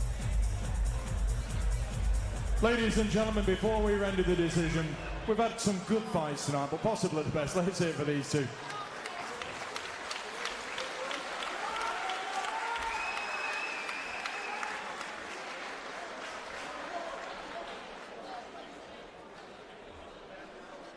After 4 hard-fought rounds of cruiserweight action, Star referee Mark Lyson has scored the contest 40 points to 37 points for your winner. Hard fought from Kirby, Sean Hammer Hughes. And a guard effort from the Baltic Bomber, Liverpool's very own Gennady Goradziecki. There you go, Luke Willis getting his prediction right there. 3 rounds for Ken, for Sean Hughes, 1 shared, 39-37. You'll see them both back on VIP TV soon, and they'll both just be as exciting as before as well, I think. I don't think either of those two aren't going to change the spots, are they?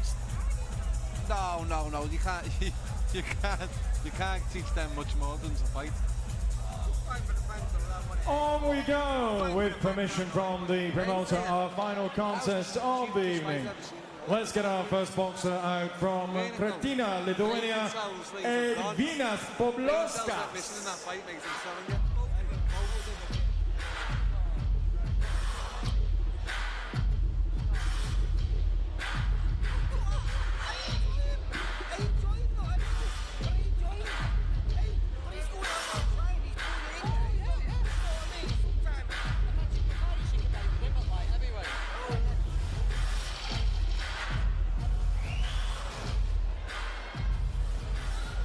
And opposing at Venus, Mason Nutty Cartwright.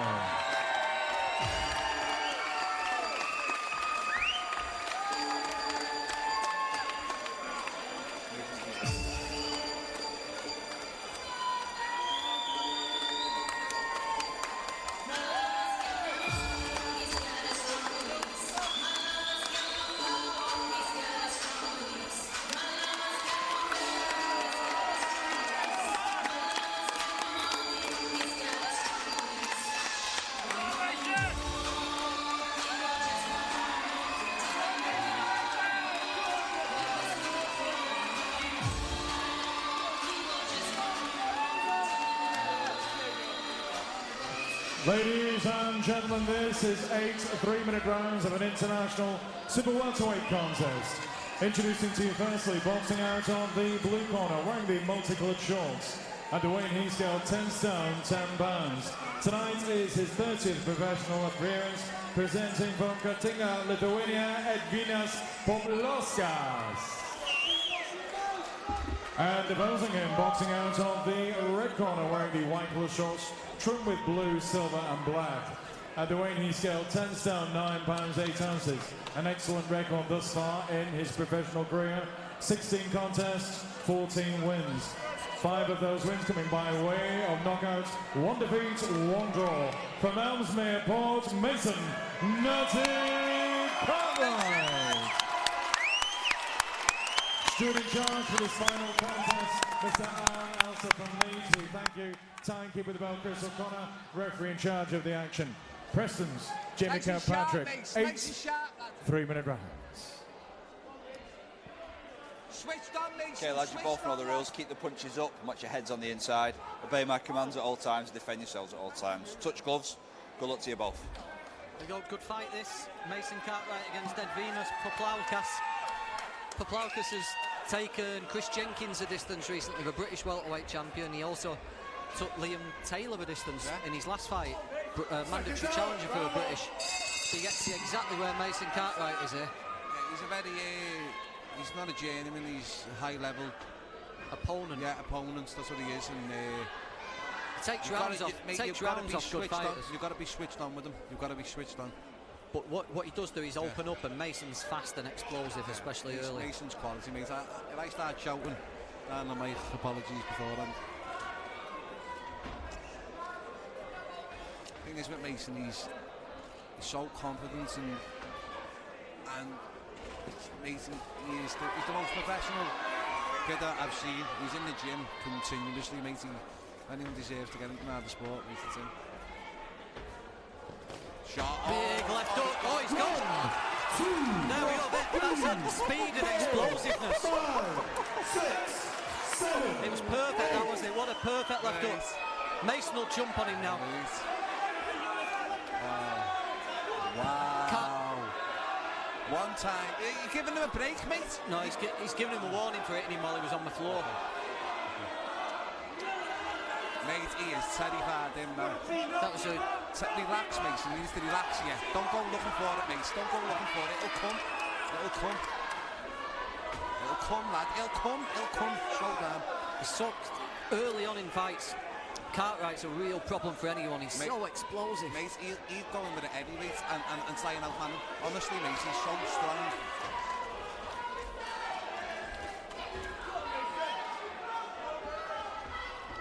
Shots. Lovely, lovely shots. Lovely, lovely. The thing is with Mason, it's when you hit him, he's like a brick wall. You can hit people and you can see an effect with Mason, he's like a brick wall.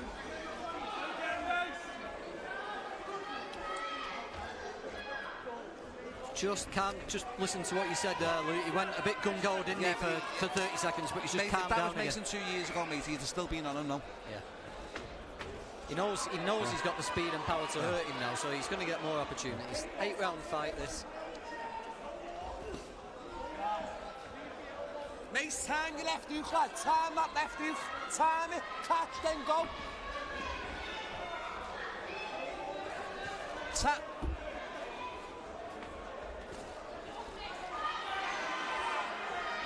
What he doesn't want to do is just get obsessed with a big single shot. He just needs to box, and the opportunity will come.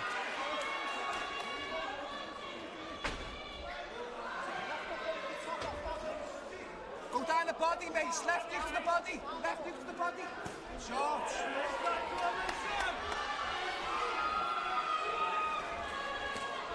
You're just firing back Poplauskas. Needs to stay switched on. He just needs to. He needs. Up, downs the body, feints the body, goes to the end.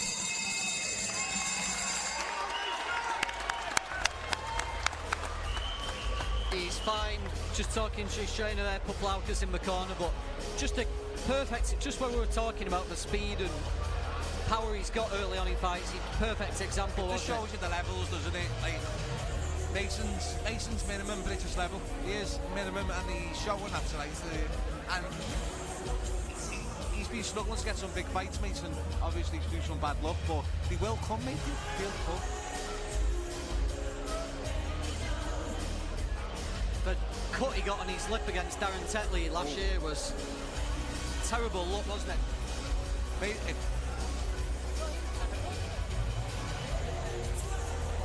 10 seconds, Roberts. Seconds out. Round 2.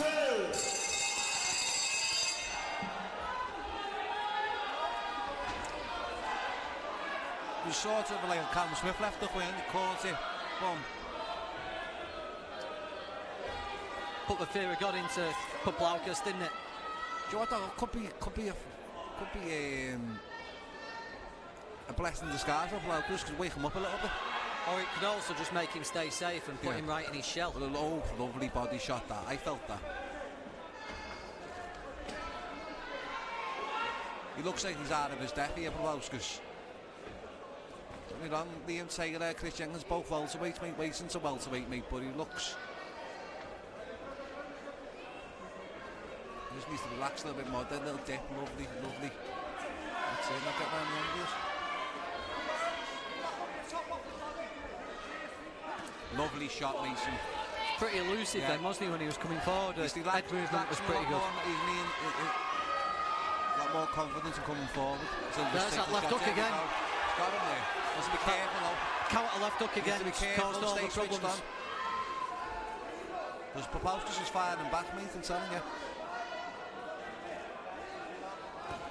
Shots. It's them shots on the top of the head.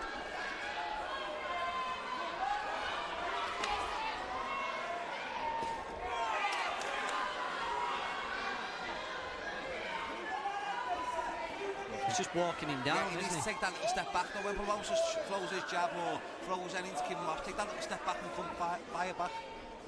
And I think that's what he's waiting for. He's not throwing nothing to give him to go. I'd say he's been in a 10 now, but Paplaukas already. He's 8 rather, can't see this going 8.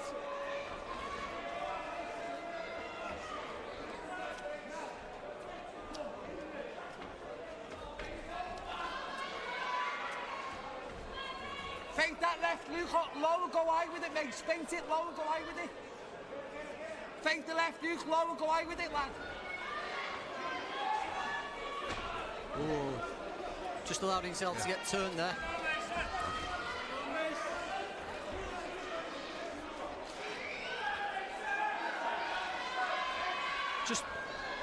Is he just relying on one shot a little bit too much at a minute? Not really, I think he's just had that much of a good start. It looks like now he's with one pace, which he's not. He's finding his feet again. No, not so much one pace, just maybe loading up a little bit.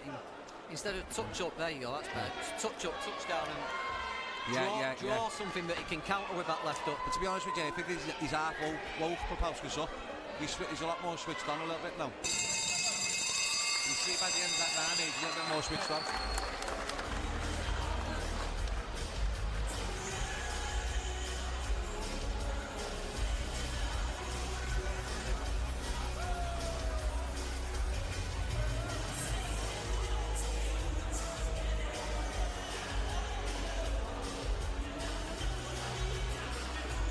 There we go, so Dan there in the corner with Mason, just telling him, I think he was just telling him to just slip to the left hook. He's looking for a shot that he can counter with the left hook. That's been the money punch so far. Paplaukas, like you said, Luke, he just warmed into that then. But he's fighting an uphill battle to stay in this. Looking very, very dangerous and aggressive, Mason Cartwright tonight. Round 3.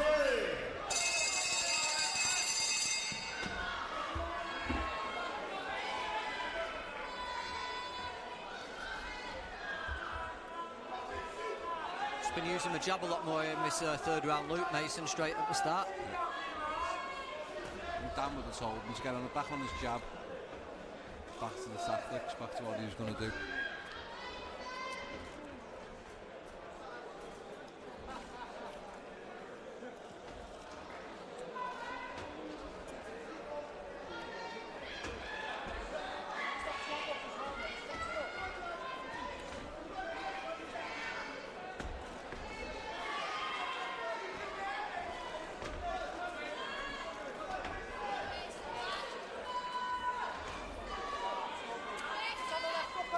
Heavy shot that to his stomach, Luke, that right hand.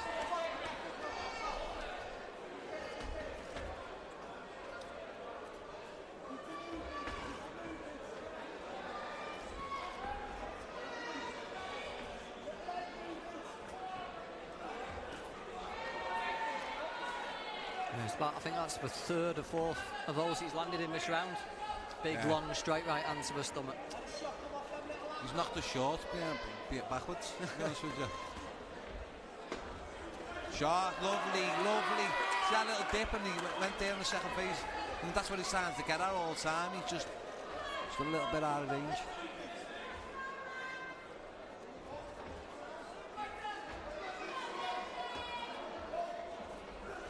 Yeah, lovely.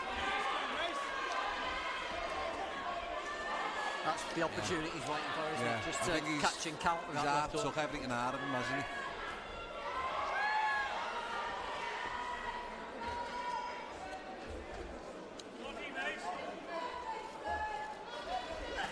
Shot, that hurt him. Tough guy, Edvinas Paplaukas.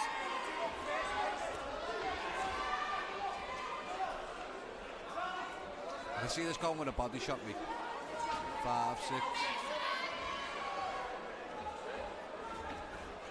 He's making a big target, isn't he? Straight shots as well. He's not so much concentrating on the sides. Yeah, he's coming straight down that the middle. jabs the body there, nice as well. That's the cut.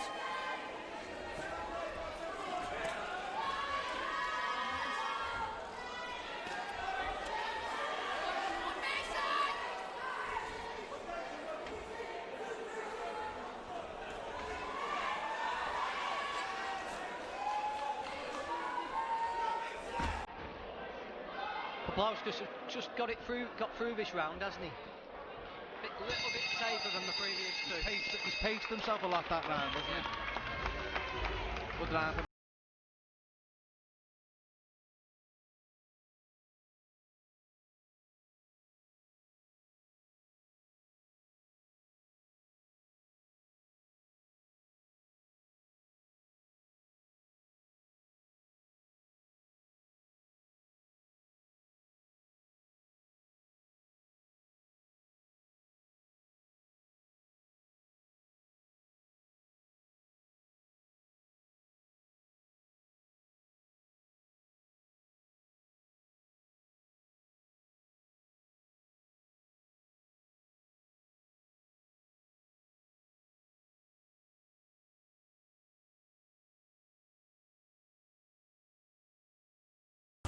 Seconds out.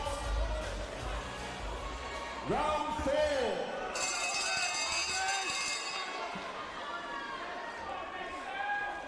Into round 4. Didn't look like it'd get to round 4, did it? When, no, I thought it was over in the first, mate. Was struggling in the first there. This is why it's such a good test, you know. He does this to good fighters, Paplaukas. It's good for Mason though, because it's not like it's a one-sided fight. He's still in it. He's still got to be switched on. So that's exactly what Mason needs. He needs these kind of rounds where he's got to stay switched on. Yeah, nice right hand there from Paplaukas. Yeah, he's getting a little bit. Be good for Mason this time. It's exactly what he needs. Yeah, he needs that.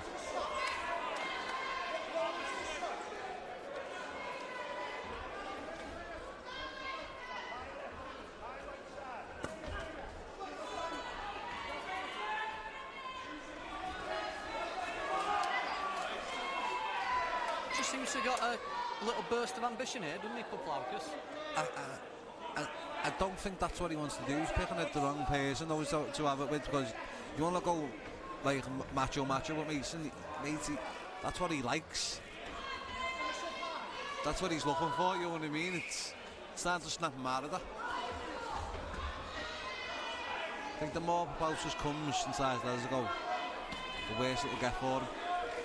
The more he stays the way he has been the past round or two, playing it safe, that's the way he's got to do it. Just can't see him here, Mason. He loaded up with a big right hand there, Mason.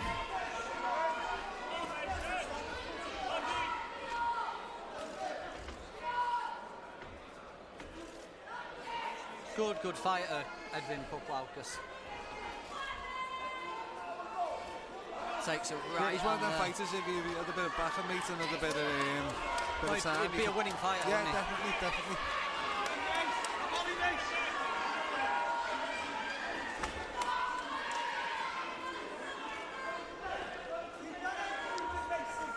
type of guy who'll get Mason's respect, isn't he?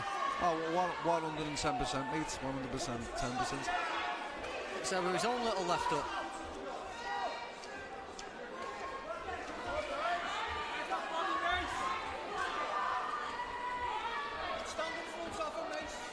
Needs to get on his toes a little bit, Mason, get a little bit of blood flowing through the legs. Lovely head movements. Big long right hand again. He's picking his shots perfect and he's the timing of them. See, he's loving it now, isn't he? He's wants to stop that though, he's been warned a couple of times.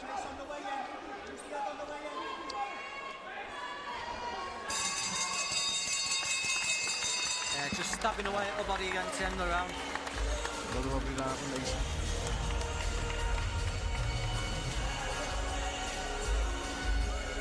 How was he in the gym, Luke, after the lip injury? You know, he was winning the fight, and with less than 3 minutes, he gets that taken away from him. What was he like after that? He was gutted, obviously, because he knew he won the fight, but it never dented his confidence because he was winning the fight. So it's just one of them things. It's been a kind of blessing in disguise for him because he's obviously. It's been one of them. It's like a horrific cut, and it's got him a lot of publicity. You know what I mean? So, and he has literally must have been 3-4 days after the cut. He was back in the gym, and he hasn't. I said to him the other day, I said, how many fights you had since you've been back? And I think this is the second one. I said, you'd think either could have had 7, 8. You know what I mean? But I think he's only just starting sign with Steve, hasn't he, in VIP? So they've got him back out swiftly this year. So hopefully, there's a big finish to the year for Mason. Targeting that body now. Yeah. Just naturally going down with that jab now, isn't he? He wants to feint dance the body and come back with a left hook though.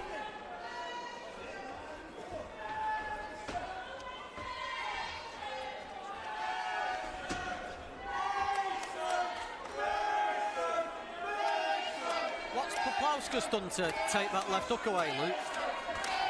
You can put yourself in his place, you know, it looked dangerous for 2 rounds. He's glued it to his chin. He's glued his right hand to his chin, that's what he's done. Nah, it's survival mode, isn't it? When you go in survival mode, you're very aware what's coming, and he's not a soft fighter, so he obviously knows what to do to survive.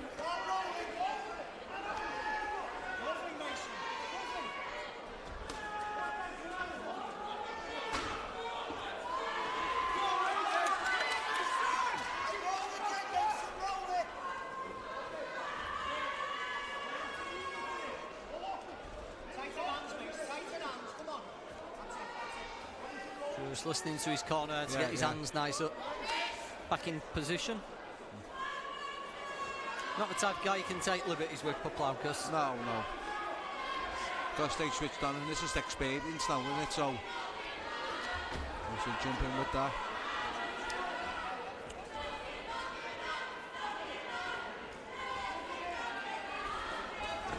Big right hand from Poplawkas. Took it well though, Mason. Yeah, he never troubled Mason slightly. That brick wall you was talking about. Mate, I'm telling you, I'm not lying, I'm sure to God. I think I broke my hands. Lovely, a little bit of Canelo there, weren't it? Hey?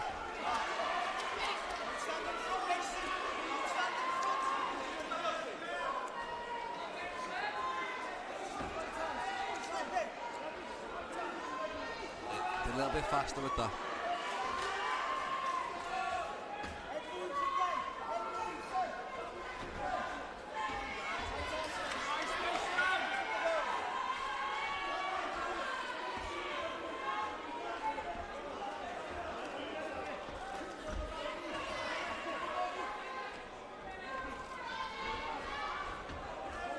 Just fought his way back into it, hasn't he?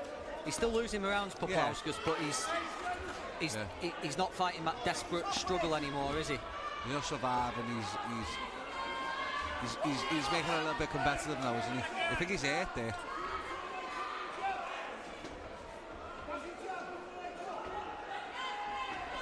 Beautiful right off the foot.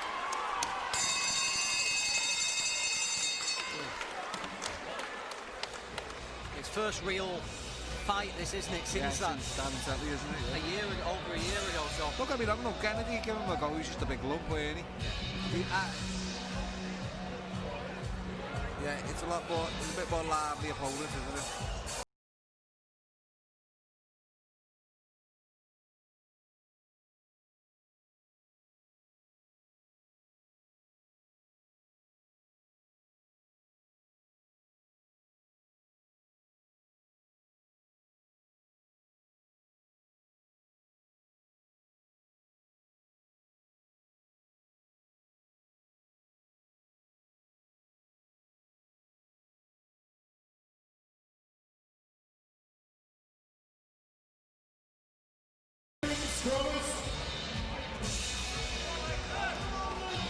Seconds out. Round 6.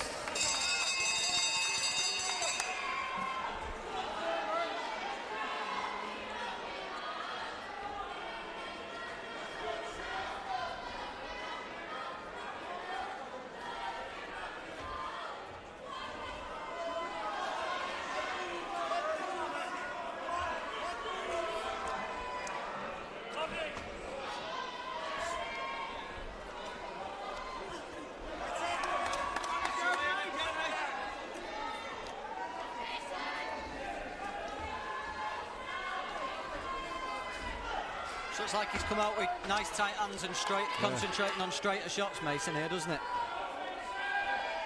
Baxter's boxing a little bit more, trying to not pick his shots. So it's time to go in there and outman him, outstrength him.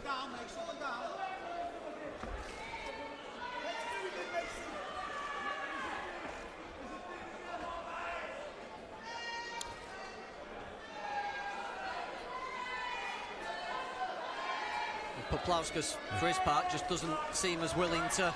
Nah, he's not going to engage, is he? He's not going to stand there and throw with Mason. Up until halfway through the last round, Luke, he was answering back. Yeah. Do you think he was firing back through fear? Yeah, obviously, because he's just been like a step below being knocked out. You know what I mean? So he's got that fear factor, and he just wants to survive. But he's not one of them boxers that he wants to survive in a payday. He wants to survive because he doesn't want to get stopped, and he genuinely thinks he's still got an edge, and he comes to win. No doubt about that.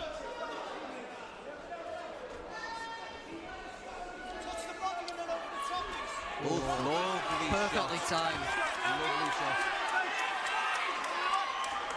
That shot did his nose, Luke. Has it done it? Yeah. Yeah. Yeah, he's done him, hasn't he? Yeah, you've done that. Perfect time. His nose there. His timing at times is something else, isn't it? That left up, the right uppercut there. Mache. Broke his nose. Not the other kids. He broke his nose.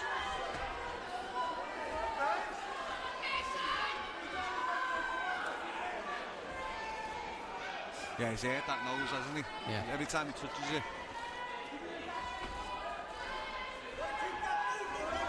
Keep that jab out. You just need to keep that jab out. Time that jab. Just sickening now, can't he, for the rest of the fight? That jab down the middle.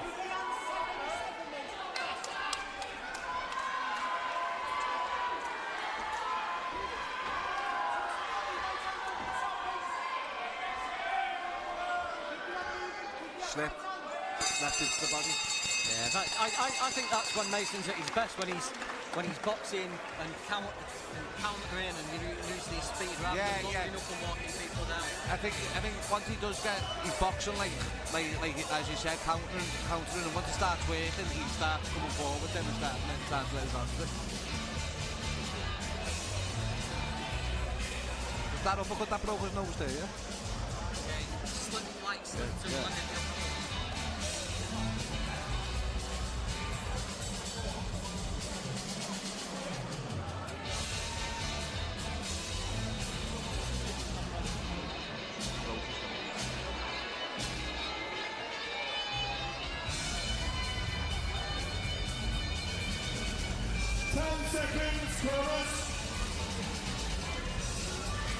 If the nose has gone, Luke, then if Mason can just... Round 7.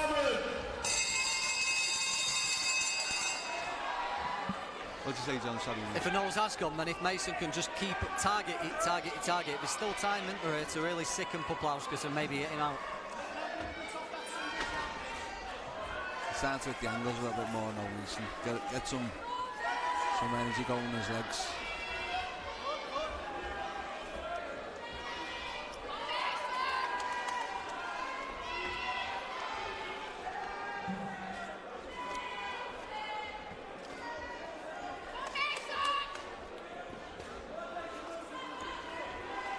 You can definitely see why Puplauskas gives all the top guys good work. Yeah, he's definitely a level below it, a level above Prospect, Journeyman, maybe two Prospects, Dave Houston's, who used to box there. He's got a good chance of beating him. For certain fighters in the British rankings who I think Puplauskas had beat. Yeah, definitely. Guys like Conor Benn and maybe Johnny Gart, and I'd be pretty confident Puplauskas had. I'm not a betting man, like, but I'd put my money on it. Nah, if he had a bit of backing, mate, he's had a good camp and at the right weight, mate, he'd be good. Big kid as well, isn't he?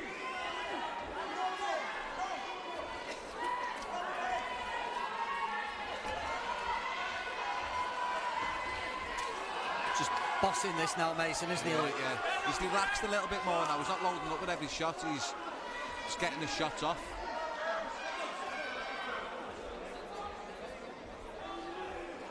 Lovely.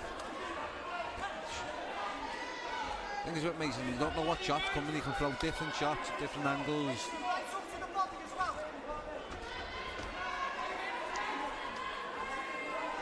Lovely. Lovely. That's nice the one. little switch of feet, wasn't it? That? Just change momentum, you know what I mean? Just change the pace a little bit more.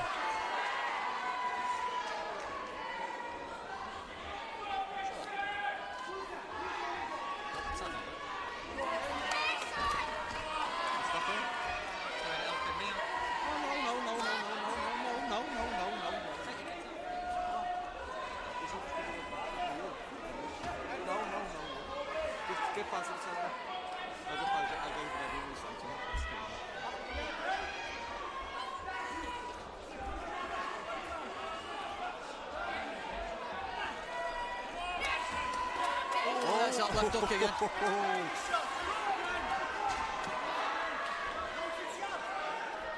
As soon as Puplauskas makes a mistake of doing that, he wakes back up, doesn't he? It's like he gets better every time he gets hit. Mason's probably better off not hitting him and just winning the fight. Or just let him get confident. As soon as the second he plants his feet, Mason gets a chance.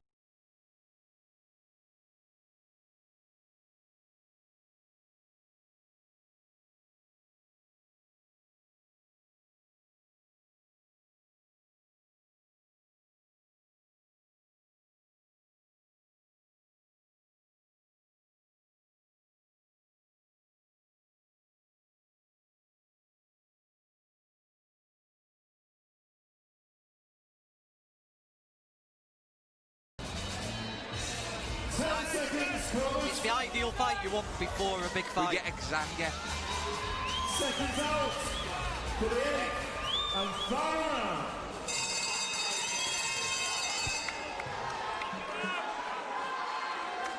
Here we go. Let's see. Mason, I would imagine, isn't going to just settle for a points win here. I think he's going to come out and try and do something. Mason, I know. Though, to be honest with you, Dan would have told him to stay switched on, but if I know Mason, mate, he'll be going in for the kill, definitely.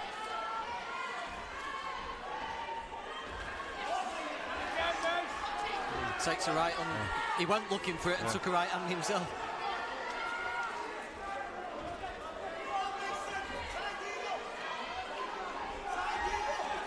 Back to your boxing now, Mason. Shots, lovely shot. Timing is perfect at times. Lovely. You can't. Quality shots, 10 out of 10.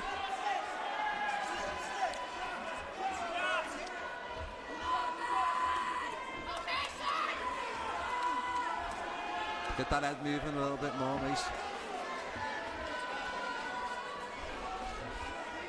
slip inside right uppercut's been, Yeah, been he's great, just hasn't started it? then, didn't he? It's himself.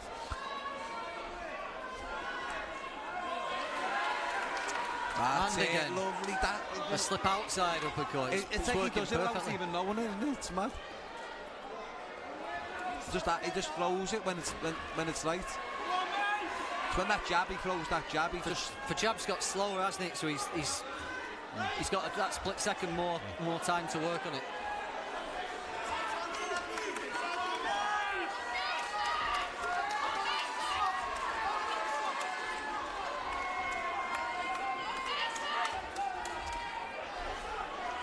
Shot.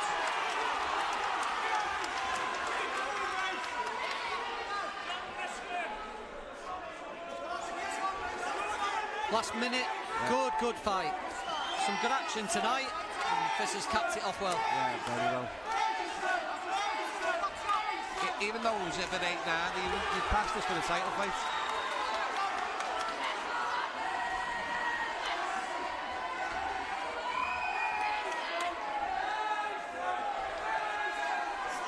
Poplawska's still trying. He's firing like with intent, isn't he? Like to hurt.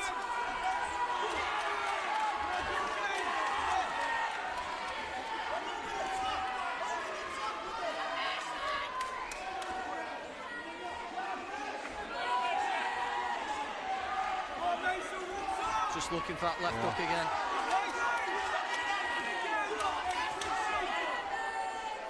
Great stuff, this. Yeah, it is back and forth. That's 10. Mason Cartwright's won, but I think Poplawska's, after getting up for start, he suffered to turn it around. Mason would have loved this fight, you know. He'd have loved that.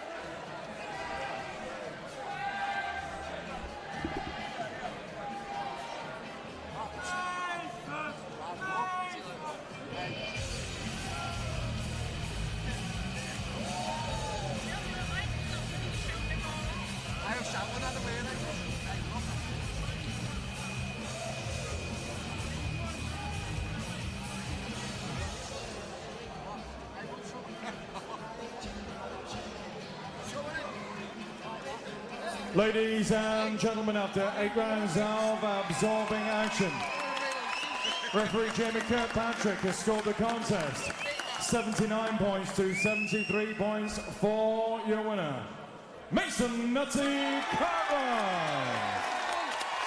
And a fine effort from Lithuania's Edvinas Poplauskas. On behalf of everybody concerned with tonight's promotion, we'll see you in 2 weeks at the Doncaster Racecourse. I'm on holiday in search of Great Britain's oldest cinemas. It's going to be exciting. I'm going to leave you with the broiler man himself, John Evans. Thank you for your attendance. Good night. Well, there you all. I hope you enjoyed that tonight. Turned out to be a really good night, didn't it? Like I said earlier, fast and furious from the start. The fights came, a couple of upsets, a couple of good fights, and plenty of learning stuff. So we had Courtney Chadwick.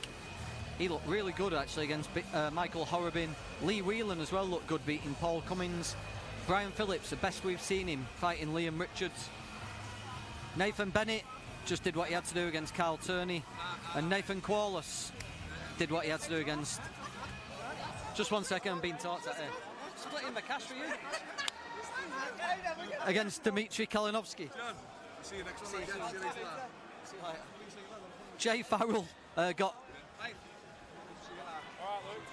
Yeah, Jay Farrell got knocked out in a round by Kent Kalpinen. Joe Kavanagh won his debut against Joe Beeden. Sean Cairns got that winning against Luke Fash. Sean Hughes and the Baltic Bomber put on a little 4-round war for you, and then a brilliant fight with Mason Cartwright and Edvinas Poplauskas. We'll see you in 2 weeks' time at Doncaster. More English title action. Reese Mould looking to become the latest VIP fighter to win an English title. We will see you then.